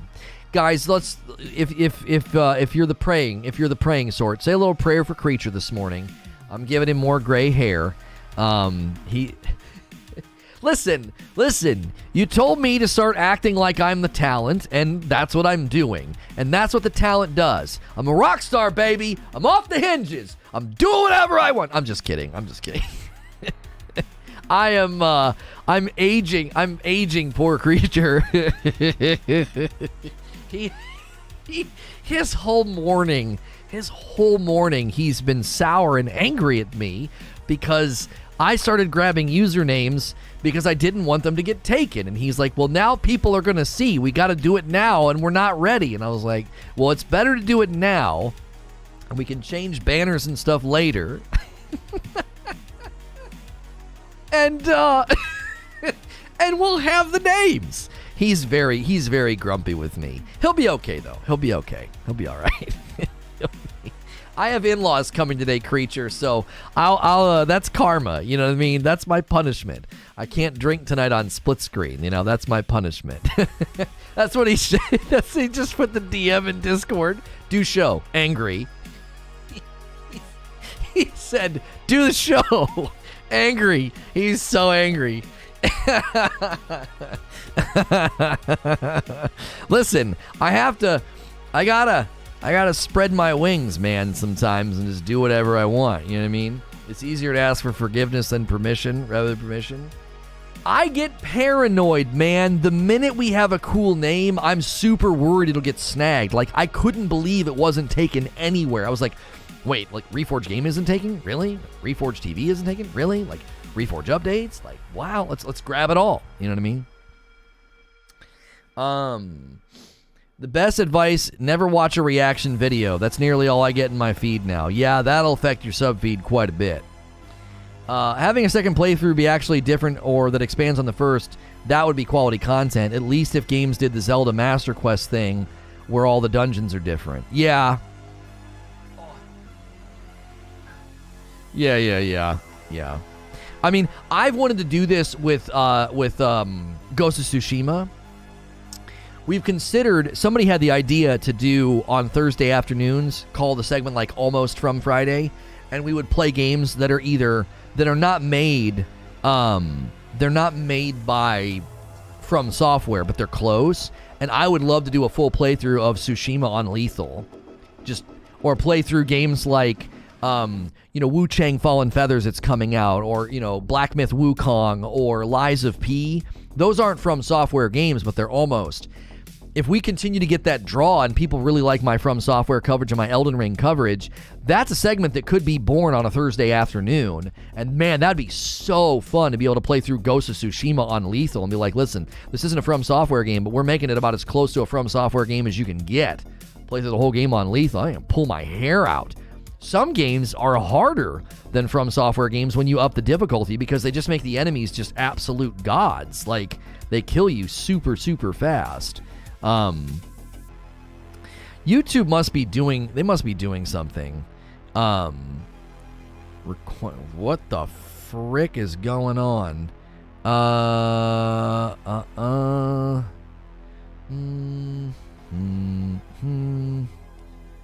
Let's see here. Oh, I know what this is. They want to do a yep. Okay. Yeah. We've got some potential sponsors. Yep. Okay. And they're finally getting back to me. Okay. That's the problem with YouTube algorithm. You watch one video of anything and then that's all you get. Yeah, the Review Bruh, or whatever his name is, Review Bruh. No, coffee labels will not be changing. No, it'll still be the Rageless Roast. Yeah.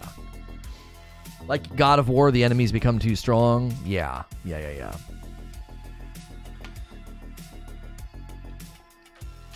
The switch over on split screen, we've actually had a couple sponsors reach out now, so we're learning the art of like how you navigate that. Those little quick ones where like, this video is sponsored by so and so, and we've had a couple people get back.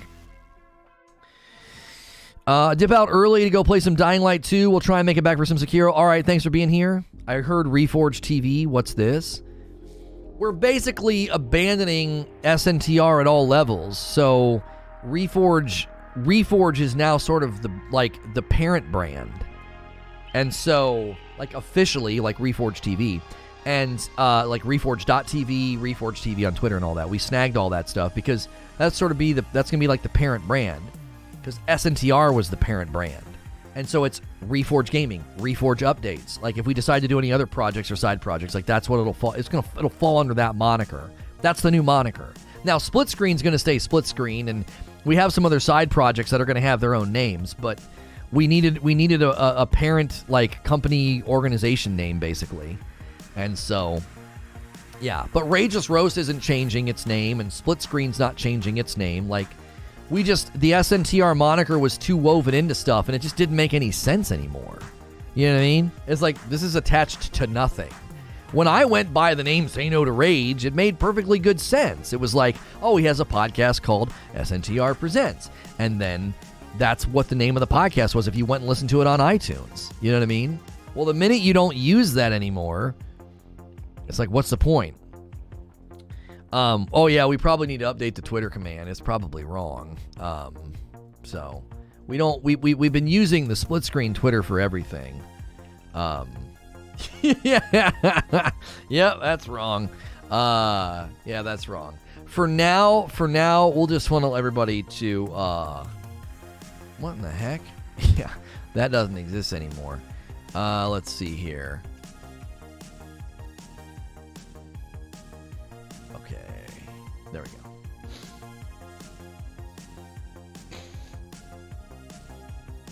go. You didn't know that's what it stood for? Yeah, that's what it stood for, and so it didn't make any sense to continue using the moniker because that brand is gone. Yeah, the SNTR Shorts channel will get repurposed, Chris. You guys are going to like what we do with that channel. You'll just have to wait. You'll just have to wait. How does your room look? I want to remodel my room into a real videographer room. I mean, I have sound suppression equipment all throughout the room, like a professional, studio grade panels on the wall and on the ceiling. That's just like the foam that looks cool. It does help, but the only Twitter account will be split screen. No, we'll have multiple Twitter accounts, but we don't really do much with it, right? You think you'll ever do a Reforge roundtable, or is that dead?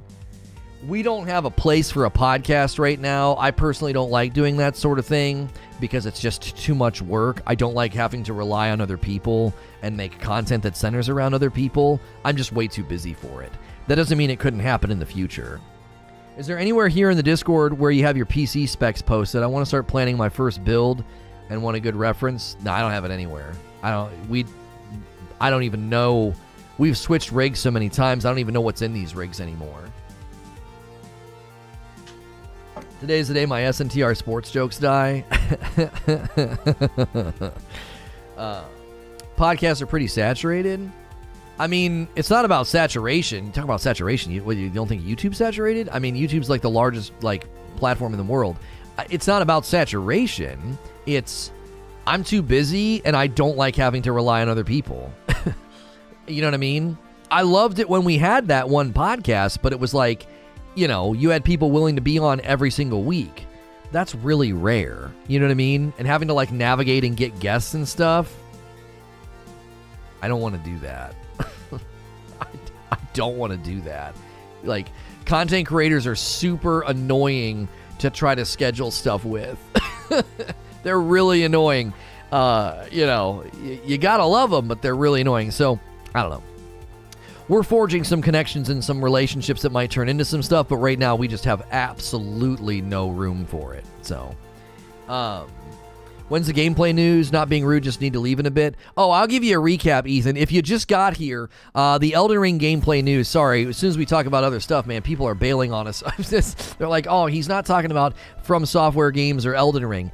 It's an interactive show. We've been live for 2 hours. So if you ever show up late, the first 5 to 6 minutes of the broadcast is always a great, too long didn't read, here's all the info. I'll give it to you right now so you don't have to rewind, okay? Basically, the Dark Souls 3 exploit that brought the FromSoftware servers offline, it was actually discovered early December. This was reported by Games Radar 23 hours ago. So we pulled from that article, okay?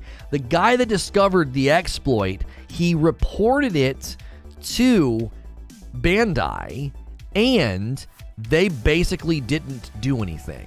So he took matters into his own hands, and he said, hey, I'm going to do it to somebody who's live, right? And he takes over this guy's computer, and he starts making his computer talk to him. It gets attention, it goes viral, the gaming press talks about it, the big video gets made and gets a bunch of views, and then the FromSoftware servers officially come offline. The FromSoftware PC servers are still offline, okay? And because of that, people are worried that the vulnerabilities that were discovered in Elden Ring are also going to exist in the technical test. They're worried it's going to exist in the launch game as well. So, yeah, Elden Ring tweeted the following. Here, I'll show it to you. They just tweeted, it's not about what we've been talking about, just so you know. They just tweeted the following. Let me give you a zoom in here. There you go. Hang on. That's the wrong cap card. There you go. Vagabond A knight from their homeland to wander, a solid armor-clad origin. And then hero, a stalwart hero at home with a battle axe descended from the Badlands chieftain. So these are you can pick between a vagabond or a hero. Those are pretty cool looking. I really, really like the vagabond look. That's pretty dope. Right? That's pretty dope. Closest poll you've ever created? Yeah, almost 1,000 votes on the poll at the top of the chat. Elden Ring cheating, will it drive you to stay offline? We had a bit of a debate earlier about whether or not people would play online or not, and people started indicating that, like, that's the only way to play a FromSoftware game. Invasions are a must. The game is boring without invasions, and everything else. And I gotta tell you, I did not play it that way when I played it. When I played Dark Souls 3 for the very first time. Even Sekiro, I don't like it. I like to be by myself. I like to go through the game and experience it on my own. I don't want people like coming into my game and messing with me. We're getting a strong search result today from people searching for Elden Ring, as well as a strong suggest. So if you were searching for Elden Ring on YouTube or found us through a suggest, be sure to hit subscribe. Be sure to hit the bell button. Every Friday is From Friday, as we cover FromSoftware games, and we are at the end of Sekiro, so we'll be doing that play session this afternoon, and so we greatly appreciate you guys supporting the channel. I am a safe for work broadcaster, so make sure that you are using all the various ways of getting basically notified that we're live, even if you only show up every Friday. Even if you only show up every Friday, we appreciate you being here and supporting us. A lot of Elden Ring coverage and gameplay will be featured on this channel. And subscribing is free. It enables you to talk in the chat. It lets us hear from you and your various inputs on, like, do you play online? Do you welcome invasions? Do you like to play co-op? How do you typically enjoy a FromSoftware game? We always like hearing from people about that. Fuzzy says, I have no desire to play Elden Ring online. I want my world to myself.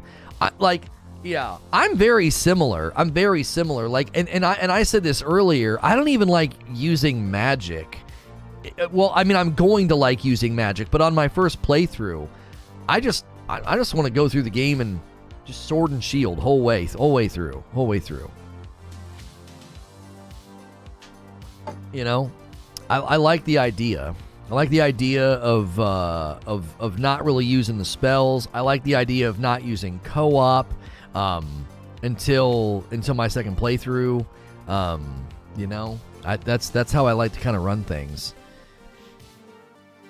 I think it's difficult sometimes to understand why other people play a game in a particular way, because you're like, well, you gravitate to a completely different play style, so you're like, why would you do that? You know what I mean? In general, I think that play styles emerge from affinity. So what do you like? But it also pulls from ability. Like, what are you naturally good at? What just fits with your how you think about games, how you play games. Like, when people were watching me play, Sekiro, and I wasn't using any prosthetics or any shinobi arts, that's just like a thing that I do. Like, I just get stuck on the sword, and that's all that matters to me. What if your sword has a magic attack? I think that's a little bit different. If your sword has a magic attack, that's not quite the same as doing like lots of spell casting. Do you know what I'm saying? I'm not going to be like a purist or like an idealist or like some kind of like religious zealot in the game. Like, no, I will not use magic. But I like the spell casting. If you've seen some of the footage, the spells in this game look nuts, and I want to use them, but I want to use them in my second playthrough. Just a completely different build. You know what I mean? It seems that even with Sword and Shield, magic will be part of the build.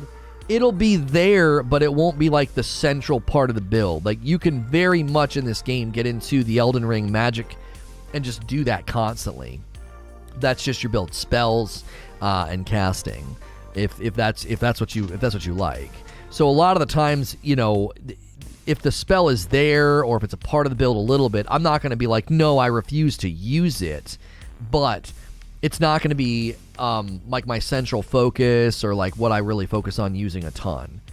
Is it game exploits or full-blown cheating? So Elden Ring gameplay, we don't know if there's cheats, but we do know this, right? We do know this. A Sifu creator kit? Oh, how do I get that? That's so cool. That is so dope. We gotta get this channel humming so we can start reaching out to these companies and they'll send us stuff like that. You know what I'm saying? You know what I'm saying? I'm like, hey, look what happened when I played Lost Ark. Look what happened when I played this game.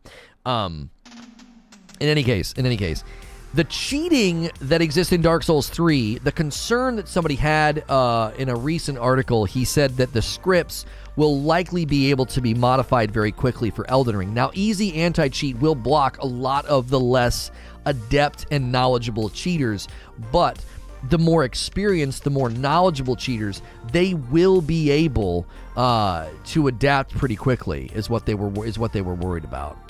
I just stumbled in. Personally, I love the invasion system. While I can understand that being invaded might not be fun, however, I think it's something that adds replay value to try out builds. Oh, for sure. And it adds that excitement and that randomness. It makes the game feel less like, especially on multiple playthroughs, you know what I mean? Where you always know what's coming and you always know what's around the corner.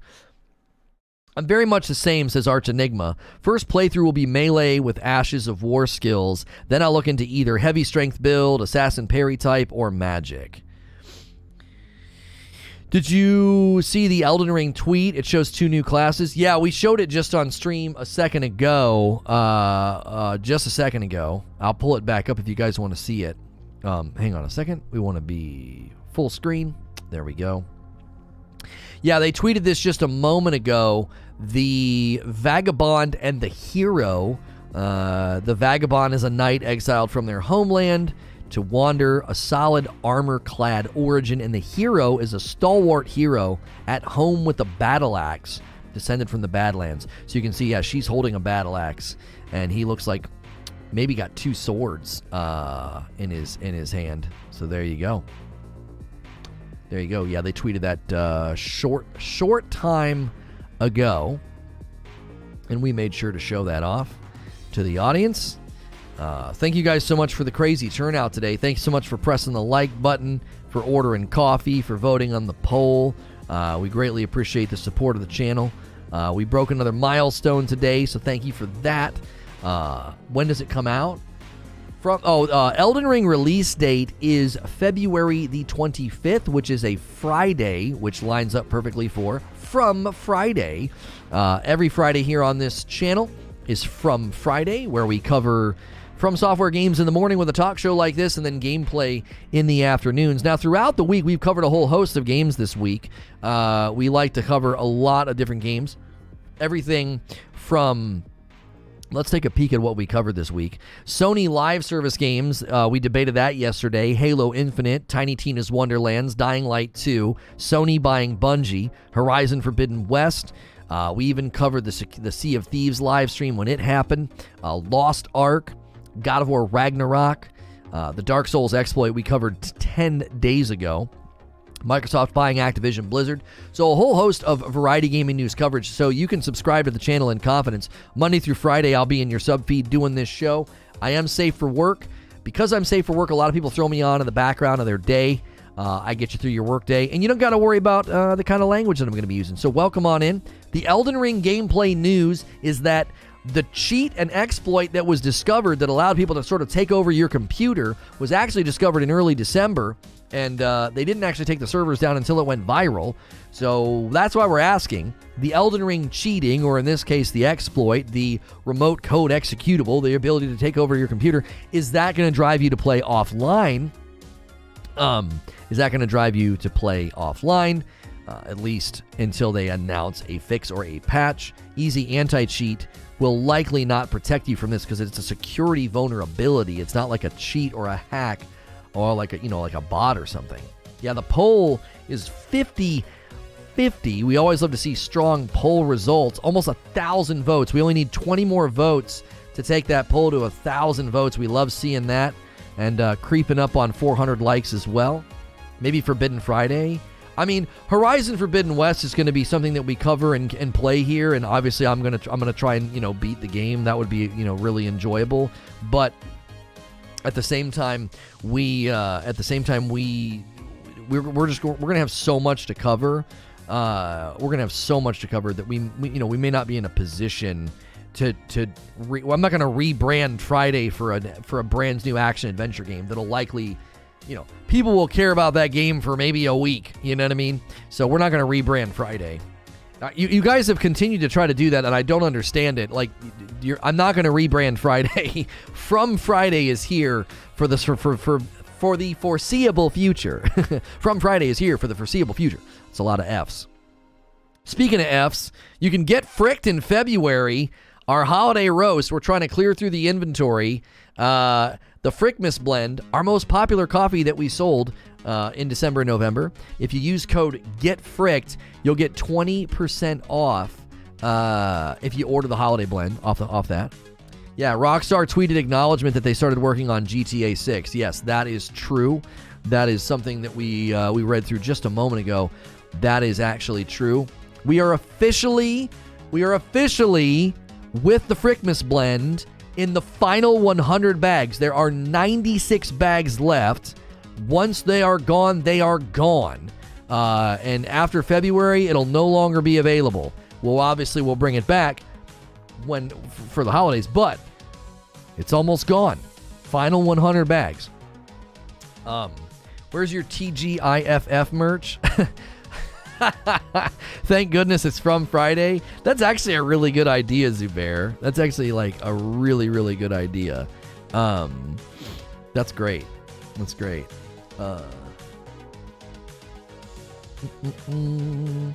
Let's see. Please.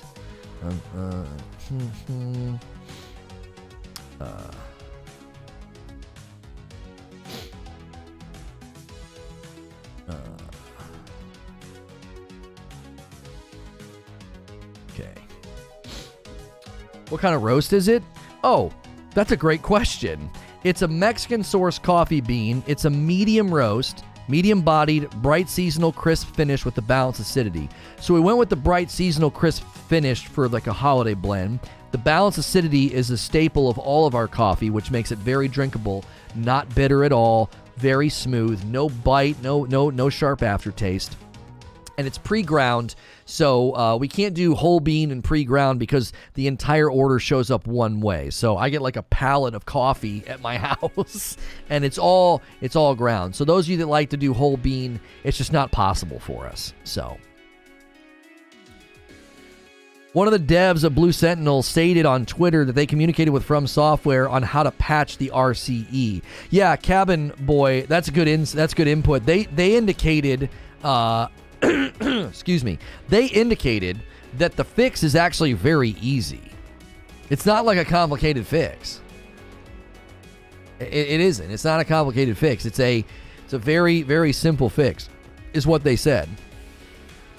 What if it takes 2+ from Fridays to kill Ishin? Evil laughs. I think I've proven myself worthy of not so much doubt. You know what I mean? I beat the monk in 27 minutes. Like, I think I've proven myself. I think I'll be okay. I don't think I'm going to beat him in 27 minutes, but I definitely don't think I'm going to need more than 3 hours. We'll cut it at 2 hours and like 50 minutes, but I don't think I'm going to take more than that. None of the bosses have taken me that long in any of the games. My longest sessions on most bosses in either Dark Souls 3 or Sekiro is like an hour to an hour and a half. Not over 3 hours. That would be really odd to suddenly land on that spectrum of difficulty in the game. Just use your Bankai. I'm excited for Ghost Warrior. It looks pretty good. Weird flex, but okay. That's not a weird flex. I'm a new FromSoftware convert, and I've moved through their games relatively quickly. Did you get a chance to check out the Ghostwire Tokyo stuff? No, we might boot that to Monday if I feel like it's worthy of coverage, or if people are really interested. But by Monday, it might be a non-starter. It'd be just It would be about implementing all the way back to Dark Souls 1 Prepare to Die edition. I wonder if they were checking on the security issues. Yeah, I don't know.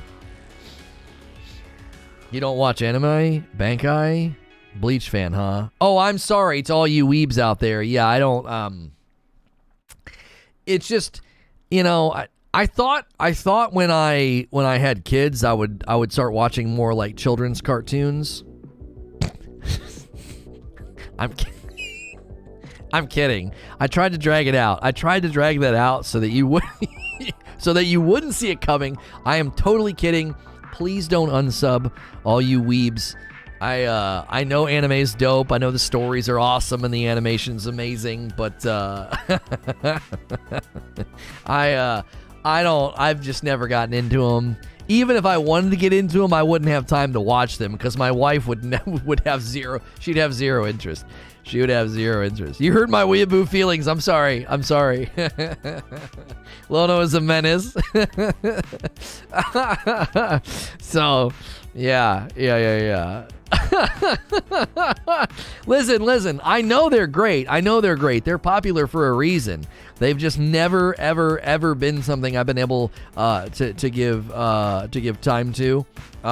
You know, and it's just one of those things. You know. Skip most anime, but the kids now, you really gotten into the Studio Ghibli movies? No, I don't even know what that is. Unsub. Yeah. I just don't have time. My wife and I started Star Trek The Next Generation, right? My wife and I started Star Trek Next Generation on Netflix last night. The pilot of that show, they jammed part 1 and 2. It's like an hour and a half. And did you know this? I didn't know this. Number 1, Star Trek The Next Generation debuted in 1987. I was 6. I grew up watching the show. I didn't realize I was that young when it started. Did you know that Q is in the very first episode? He's like one of the most recurring nuisances as a character throughout the series. He's in the first episode. I couldn't believe it. Yeah. Picard season 2 is coming out. We'll have to subscribe to watch that. My wife and I really like season 1. It blew my mind. It absolutely blew my mind. I was like, oh my gosh. It's such a great cast. They're all in it in the beginning. All of them. They're all there. Everybody. They all made it. However many seasons. We were looking for something new to watch, and I was like, I bet you'll like this, because she likes Patrick Stewart. I'm Patrick Stewart.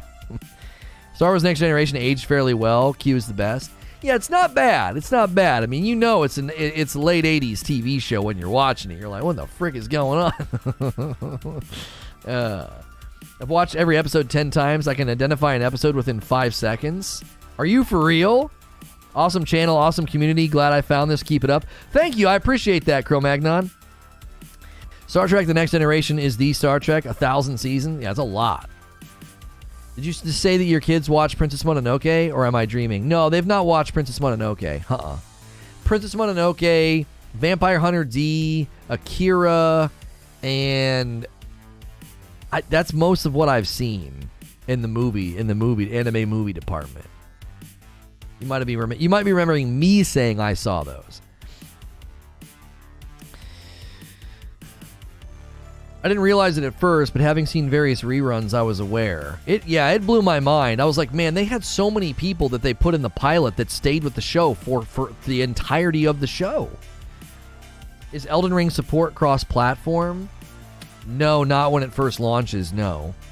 There will not be Elden Ring cross-platform, or cross-play, that is. When it launches. You have to play with your platform. So, if you're tuning in for the Elden Ring gameplay news, we've covered it for the last 2 hours or so. Oh, shoot. I gotta get the next stream scheduled. Where is it? Here we go. Copy. Whip. And we're almost at 11:30. So we got to get the next one scheduled. Schedule a stream, create new.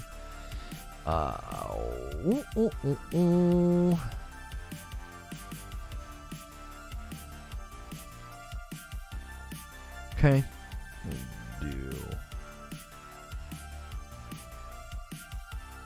Do that. We'll do this. Got our thumbnail. Sekiro. Okay. From Friday. Playlist.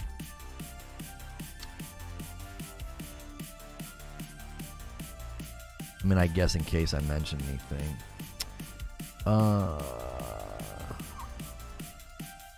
Get our tags loaded in. Get rid of that one.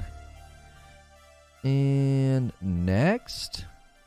Monetization next. Live chat replay. You have to be a subscriber to talk. Next. Public and noon. There we go. Shoot, All right, time to be productive. All right, Matasbo. The Studio Ghibli stuff is all good to watch without any weirdo, sexy stuff that plagues most anime. Yeah, that's why it's so hard to watch a lot of it. It's like you'll be really enjoying it, and then all of a sudden, like, clothes are flying off, and, you know, little squeaky voices are having a really, really good time, and you're like, what the frick is happening? Not all of it, but a lot of it, yeah, gets bogged down into that stuff. There we go. I mean, YouTube is just freaking out today. What the frick? It's like, you have 354 viewers, and it's like, you have no viewers.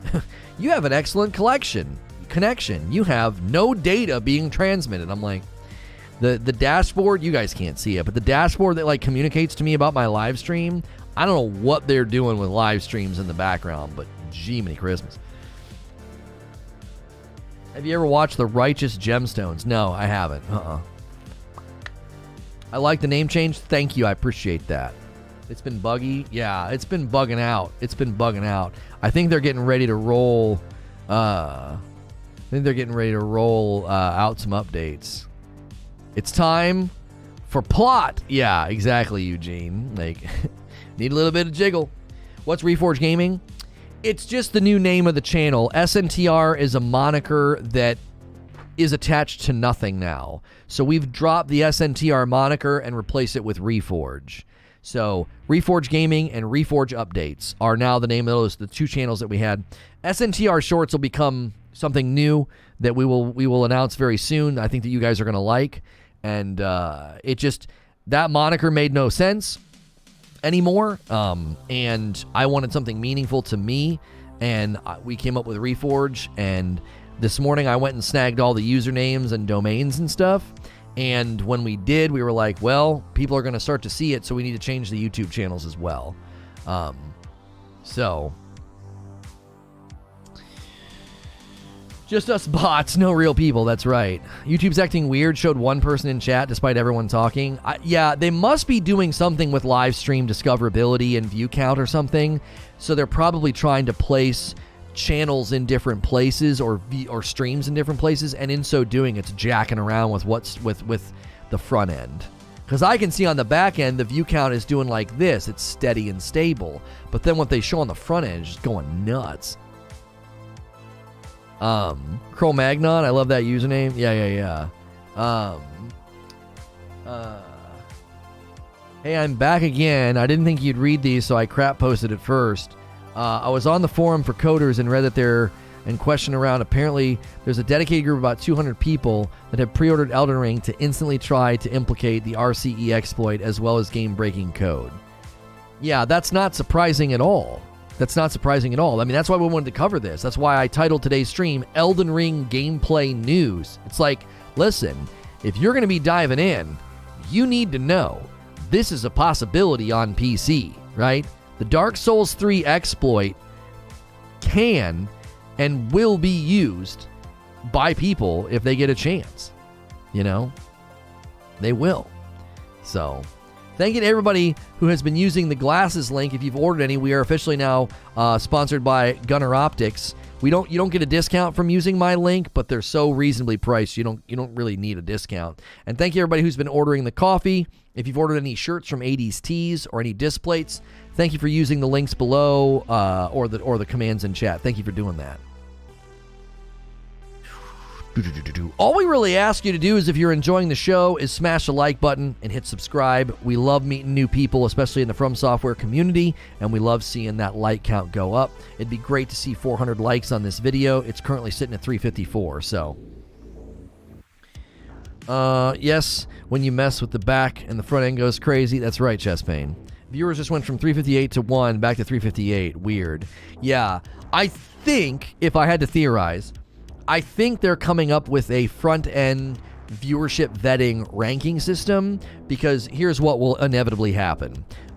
There's reports coming out that G4 TV has been using fake like view bots, right? I saw a couple videos about this saying they seem to be using view bots to inflate their view count. This was a huge problem on the Purple platform, and Purple doesn't do anything to vet views, so when somebody view bots, they suddenly spike way up to the top of a directory. If YouTube is going to attempt to start ranking streams and suggesting and recommending streams according to their view count, because if a stream is doing very well, which ours is doing very well comparatively across the platform, we hit well above our weight class. We outpace most of the larger channels on the platform that live stream. They're going to want to make sure those views are legitimate, because if not, what people will start doing is they'll pay for fake views to spike their count and to get shoved in front of a bunch of people. So YouTube had to do this with uploads. So if an upload is performing very, very well, I'll see on the back end, oh wow, we have 1,000 views. But on the front end, it'll show like 500. And then eventually it vets the views and it updates the public view count. So they are likely doing something where they're vetting the public view count of a live stream to ensure that that kind of shenanigans can't go on. I'm theorizing that's why it's doing what it's doing. That's why it drops and comes back and it's exactly right. It's like, oh, it's 358. 1. Oh, it's 358. So. Reaper with 11 months, almost an entire year of support. Let's go, Reforge. Congrats on 11.4. Yeah, we hit another sub milestone today, so thank you for doing that. I appreciate it very, very much. Although we were at like 440 and some change, and then like 30-something subs disappeared, so that's also something that's been going on. And then they'll add them back tomorrow, so I don't know what's going on there either. You mean like embedding your stream on a wiki?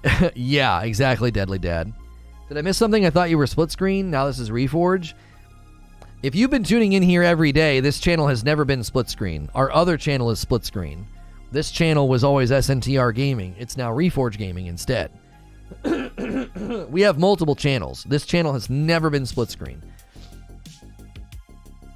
We changed our big channel with like 47,000 subs. We changed that channel to split screen. And that channel will get an upload this afternoon and a live stream tonight.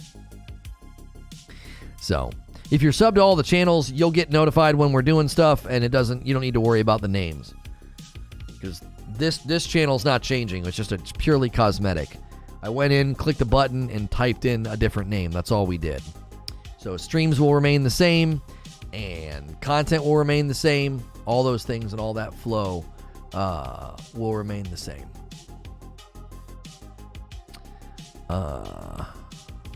Okay.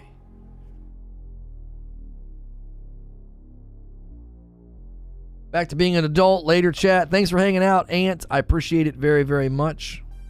Hey, somebody ordered some coffee, a bag of light, a bag of dark, and a Frickmas, and getting the discount. Getting fricked in February. Danaheim. The line between light and dark is Merry Frickmas. That's perfect. That's actually true. The line between light and dark is Merry Frickmas. Ah, my man with the joke. Thank you for another coffee sale. We greatly appreciate it. It's like Lono is playing a shell game with all the channel, and there's a winner under each shell. That's right. That's right. You got too many channels to keep track of. I don't always get to tune in. I just usually cherry pick vids later in the day that I'm interested in. having multiple channels is like that's like super common thing on YouTube. So we're not doing anything that's like odd or abnormal.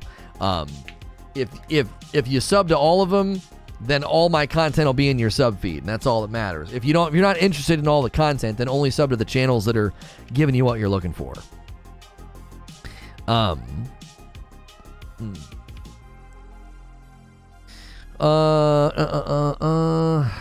The G4 relaunch turned into a dumpster fire real quick. Yeah. They seem to be trying to leverage advertising. I don't know how well it worked for them.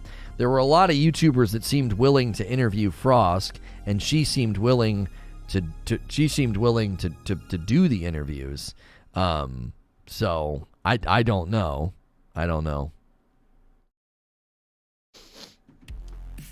PlayStation VR's page is officially up. No price, but them announcing a release date must be close. I went into a New World podcast stream the other day that had over 1,000 viewers, but it had like 2 people active in the chat. They admitted to embedding their stream on a wiki site for New World later on. Well, of course. What channel was that? That's exactly why YouTube wants to vet views, because that's not genuine viewership. That's not somebody active in the stream. That's not somebody in the chat. That's not somebody who's getting fed ads. That's somebody who is looking at a wiki and counting as a view, and like you're down in the corner, they're not even watching. That's why Facebook's views are extremely suspect. They had way less people streaming. I think, when did we report on that? They had like way less people streaming in November or December, whatever month it was, but they somehow got they somehow increased their total view hours. I was like, really? That's extremely interesting. You had a huge dip in the number of hours that people streamed and the number of active streamers, and yet you somehow got more viewers. Okay. Okay. They got busted for botting, or at least they're being accused of it. It wouldn't be the first time that it happened. It wouldn't be the first time that they did it. So, it wouldn't be the first time that Facebook was dishonest about their view counts. They were literally in litigation about it. I don't know. I'm glad that Valkyrie, like, in her announcement video about sticking with YouTube, I'm glad she, like, made it very clear, like, no, absolutely not. I would never go to Facebook. Like, that's platform's a joke. They're investing $10 billion. That's great. They're investing $10 billion, and they might become a great host for videos and uploads and streams. But as it stands right now, I don't have a whole lot of confidence in that platform. I don't. I can't see the generation that consumes streaming and gaming media hanging out on that platform. I just can't. Taking advantage of autoplay on other sites is greasy, but honestly not surprising. Yeah. So, and they just had a big drop in their market value. They just had a big drop in their user base, and all of that is a threat to anybody trying to stream over there. You know what I mean? I'm very skeptical about the Horizon Zero Dawn VR, but it has me curious. You are a VR skeptic, but Horizon Zero Dawn VR has me curious. Sony may get VR hardware out to the larger audience. Yeah, there was a former developer who didn't work on it, former Guerrilla developer, who said that the Horizon Zero Dawn VR, he said this is going to be game changer. It's going to show people what AAA VR can look like. So, Amaranth bought her assistant a brand new car. That's great. Scrolling through here, see if there's any breaking gaming news on the Twitterverse. Immutable is partnering with GameStop to do NFTs. Incoming, we changed our mind announcement. Incoming. Yeah, we're not going to do that. New traversal video on Twitter for Horizon Forbidden West. It is about a minute long. It's actually, oh no, we've seen all this gameplay. They're just freezing the gameplay, but we've already seen it all.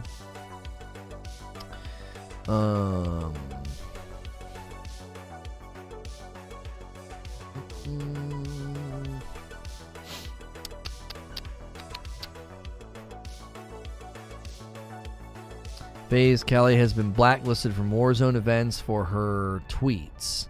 I wasn't allowed to get a captain spot in our own FaZe tourney due to Activision not liking my tweets, but yet on the same company has a profile picture of a creator's butt cheek as their Avi on the company Twitter. Further clarification, this is a call made by Activision, not FaZe Clan. Her participation in future events as captain is still in question. She tweeted about a crap list, but this is not blacklisting, just Activision's call for this event.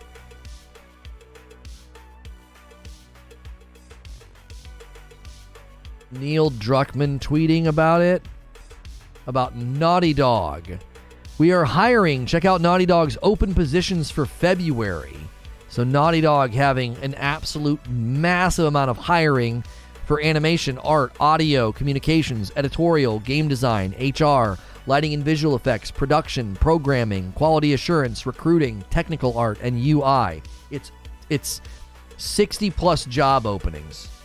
Jiminy freaking Christmas. That's a lot. They cooking up something. They are cooking up something. Really weird. It's really weird. Facebook's market cap has conveniently dropped exactly below 600 billion, while this currently is making the rounds. Ending platform monopolies. Sponsored by Jay Powell, whose district includes Amazon headquarters of Seattle, and co-sponsored by Rep. Lance Gooden. A bill would make it unlawful for a platform with at least 50 million monthly active U.S. users and a market cap of over 600 billion to own or operate a business that presents a clear conflict of interest. Unlawful conflicts would include anything that incentivizes a business to favor its own services over those of a competitor or disadvantage potential competitors that use the platform. Lawmakers have previously expressed concern that both Amazon and Apple, which run their own platforms for sellers and developers respectively, could undermine competition due to a conflict of interest for their own competing product or apps. So basically, Facebook conveniently gets themselves tanked below 600 billion market value by doing what exactly? Do you think they just deleted a bunch of accounts that were like derelict bot accounts or something?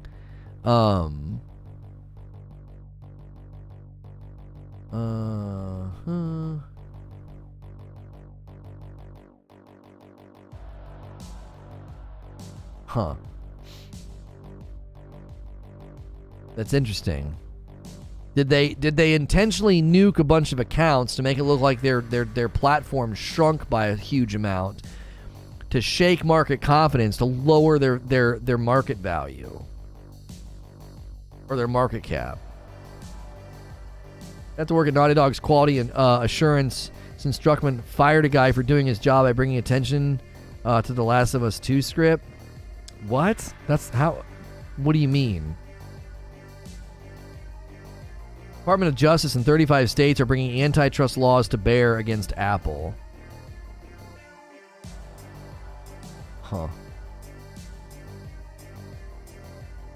I had to go work and lurk before Sekiro, but hearing buttcheek out of nowhere brought me back. Unlikely allies, AOC and Matt Gaetz agree that Facebook needs stopped. Huh. Their growing failures are just part of a long con. They are really committed to the long con.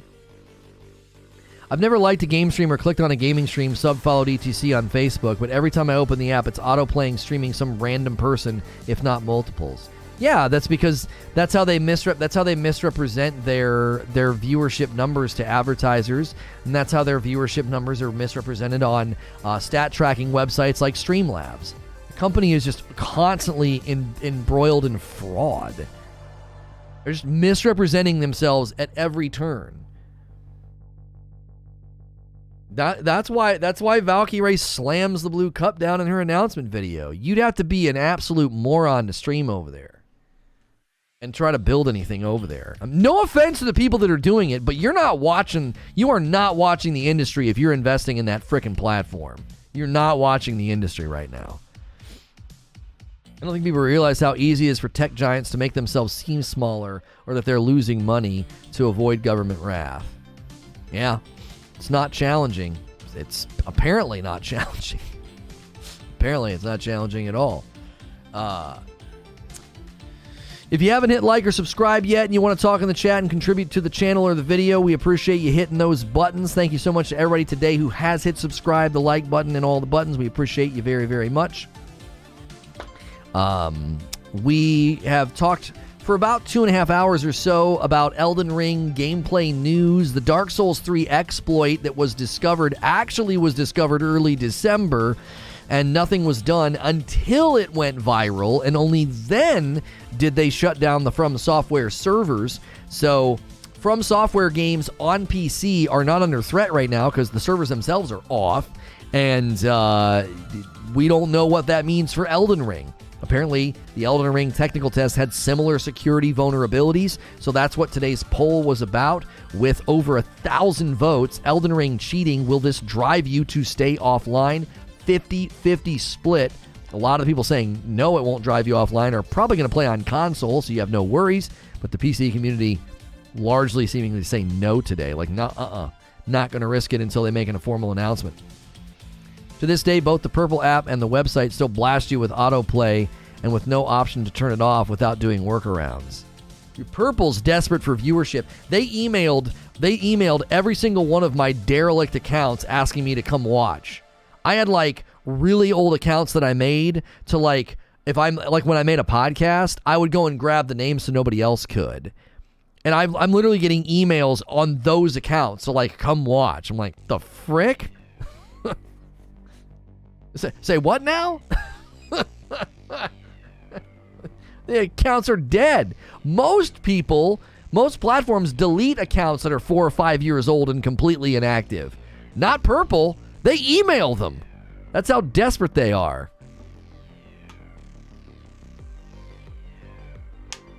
Let's be honest, playing any Bandai Namco game on PC is a no-go generally. They don't care about their PC ports. Is that true? Is that true?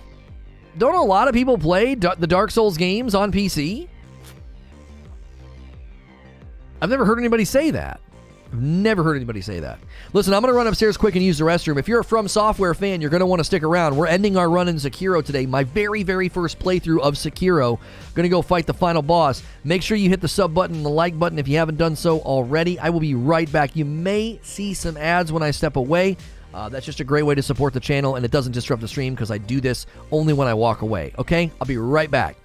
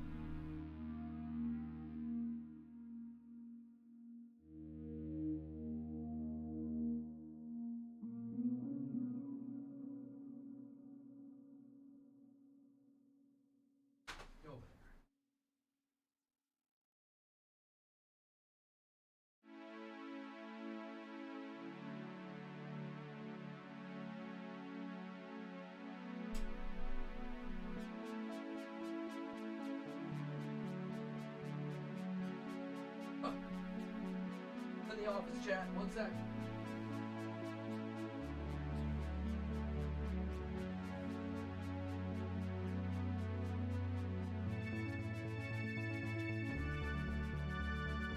Okay, I'm here. Sorry, I was getting my PlayStation 5 was in my living room.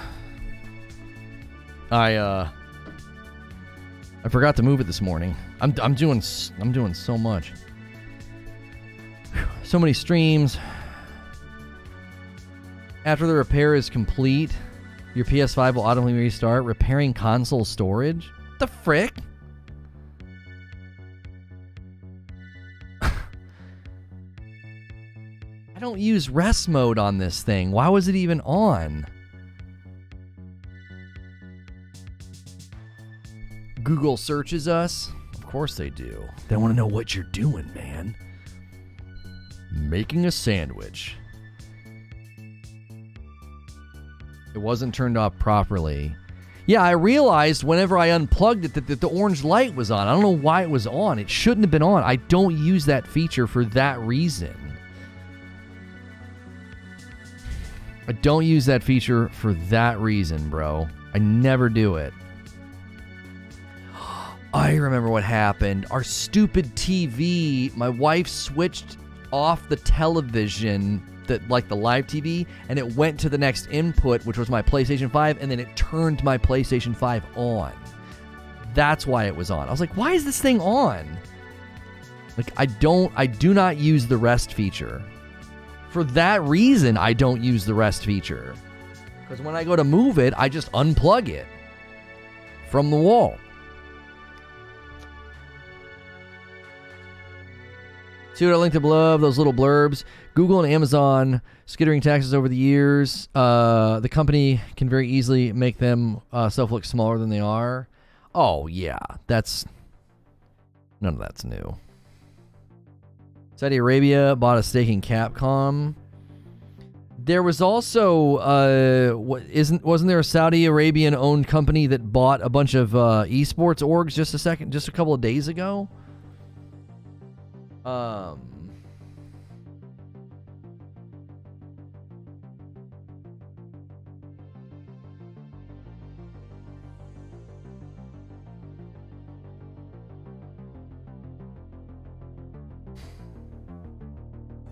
A PS5 randomly turns itself on and immediately goes into rest mode. I have no idea why. Happens a lot. Well, if you switch to that input on your TV, I think that's a feature. Okay.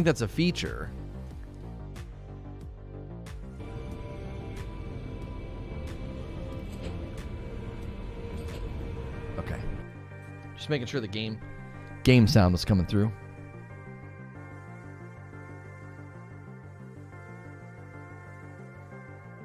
Yeah, I agree, Butters. I agree. You guys are trying to @ the old channel name. It's not going to work. That's not the name anymore. Yeah, I agree. The Book of Boba Fett has fully redeemed itself and probably surpassed all of my expectations. So...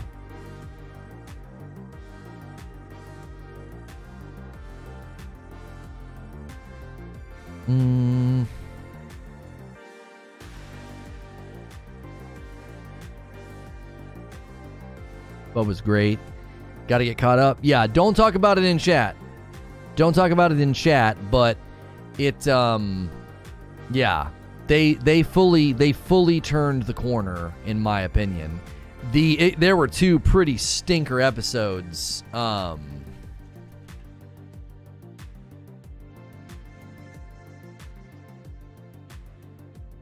were some stinker episodes in there. Breaking.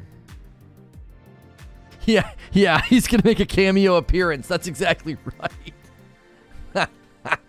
That's exactly right.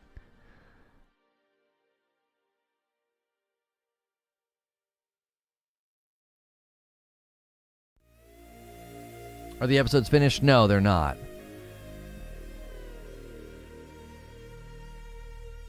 What's the stream schedule like normally? I'm ready for some Sekiro. We do a morning show from 9 to about noon Eastern, and then the afternoon show is noon to about 3 Eastern. So we are getting ready to shift gears. I'm just getting everything ready. I am just getting everything ready. Share, copy, Sekiro gameplay from Friday, episode 11.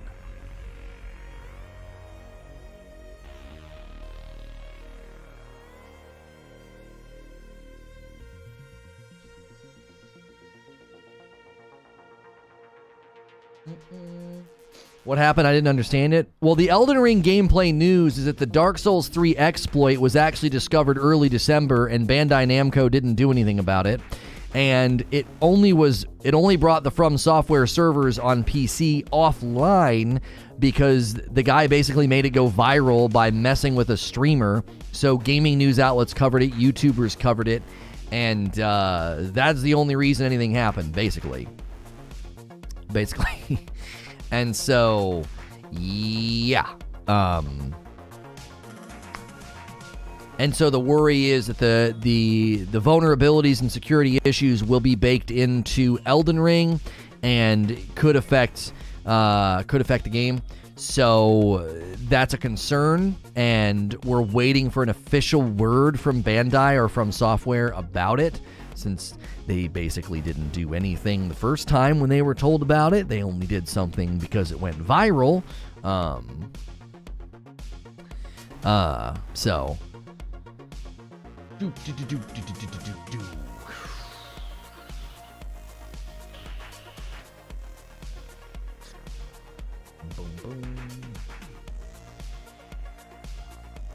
No spoilers. That's not a spoiler. He's just being silly. I'll just remove it. Don't put fake spoilers. Like, you guys that do that, you're not original, funny, or clever. Just don't do it.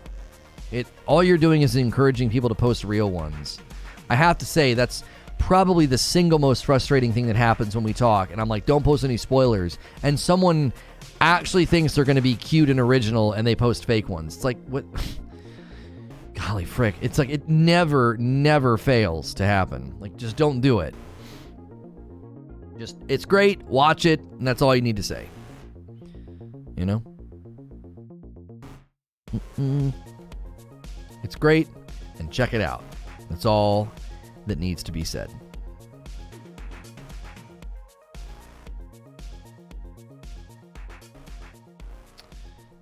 All right. I'm going to end the poll. This stream is set to redirect. Okay, perfect. Send the tweet.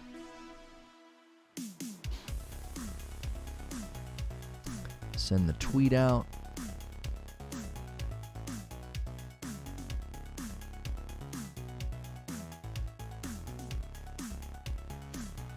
Go to announcements in the Discord.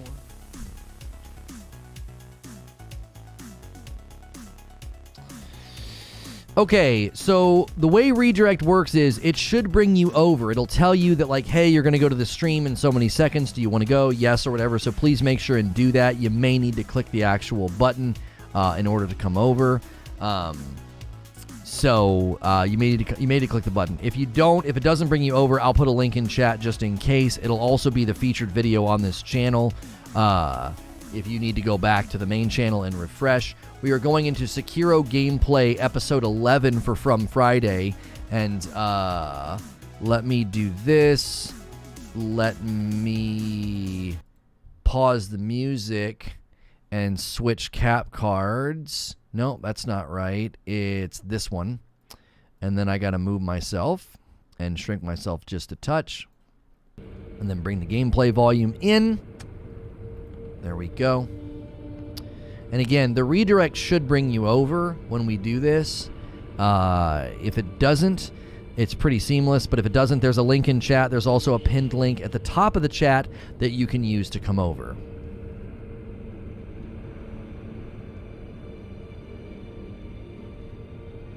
Hey, thanks for clicking on the video. This is going to be part 11 in my Sekiro gameplay. We are basically at the final boss of the game. We are skipping some of the side bosses and side things because we wanted to make sure we had ample time to finish this game before Elden Ring comes out. Especially, there are some games launching on Friday in the upcoming weeks, and From Friday is always focused on FromSoftware games. So if you like FromSoftware games, be sure to hit the subscribe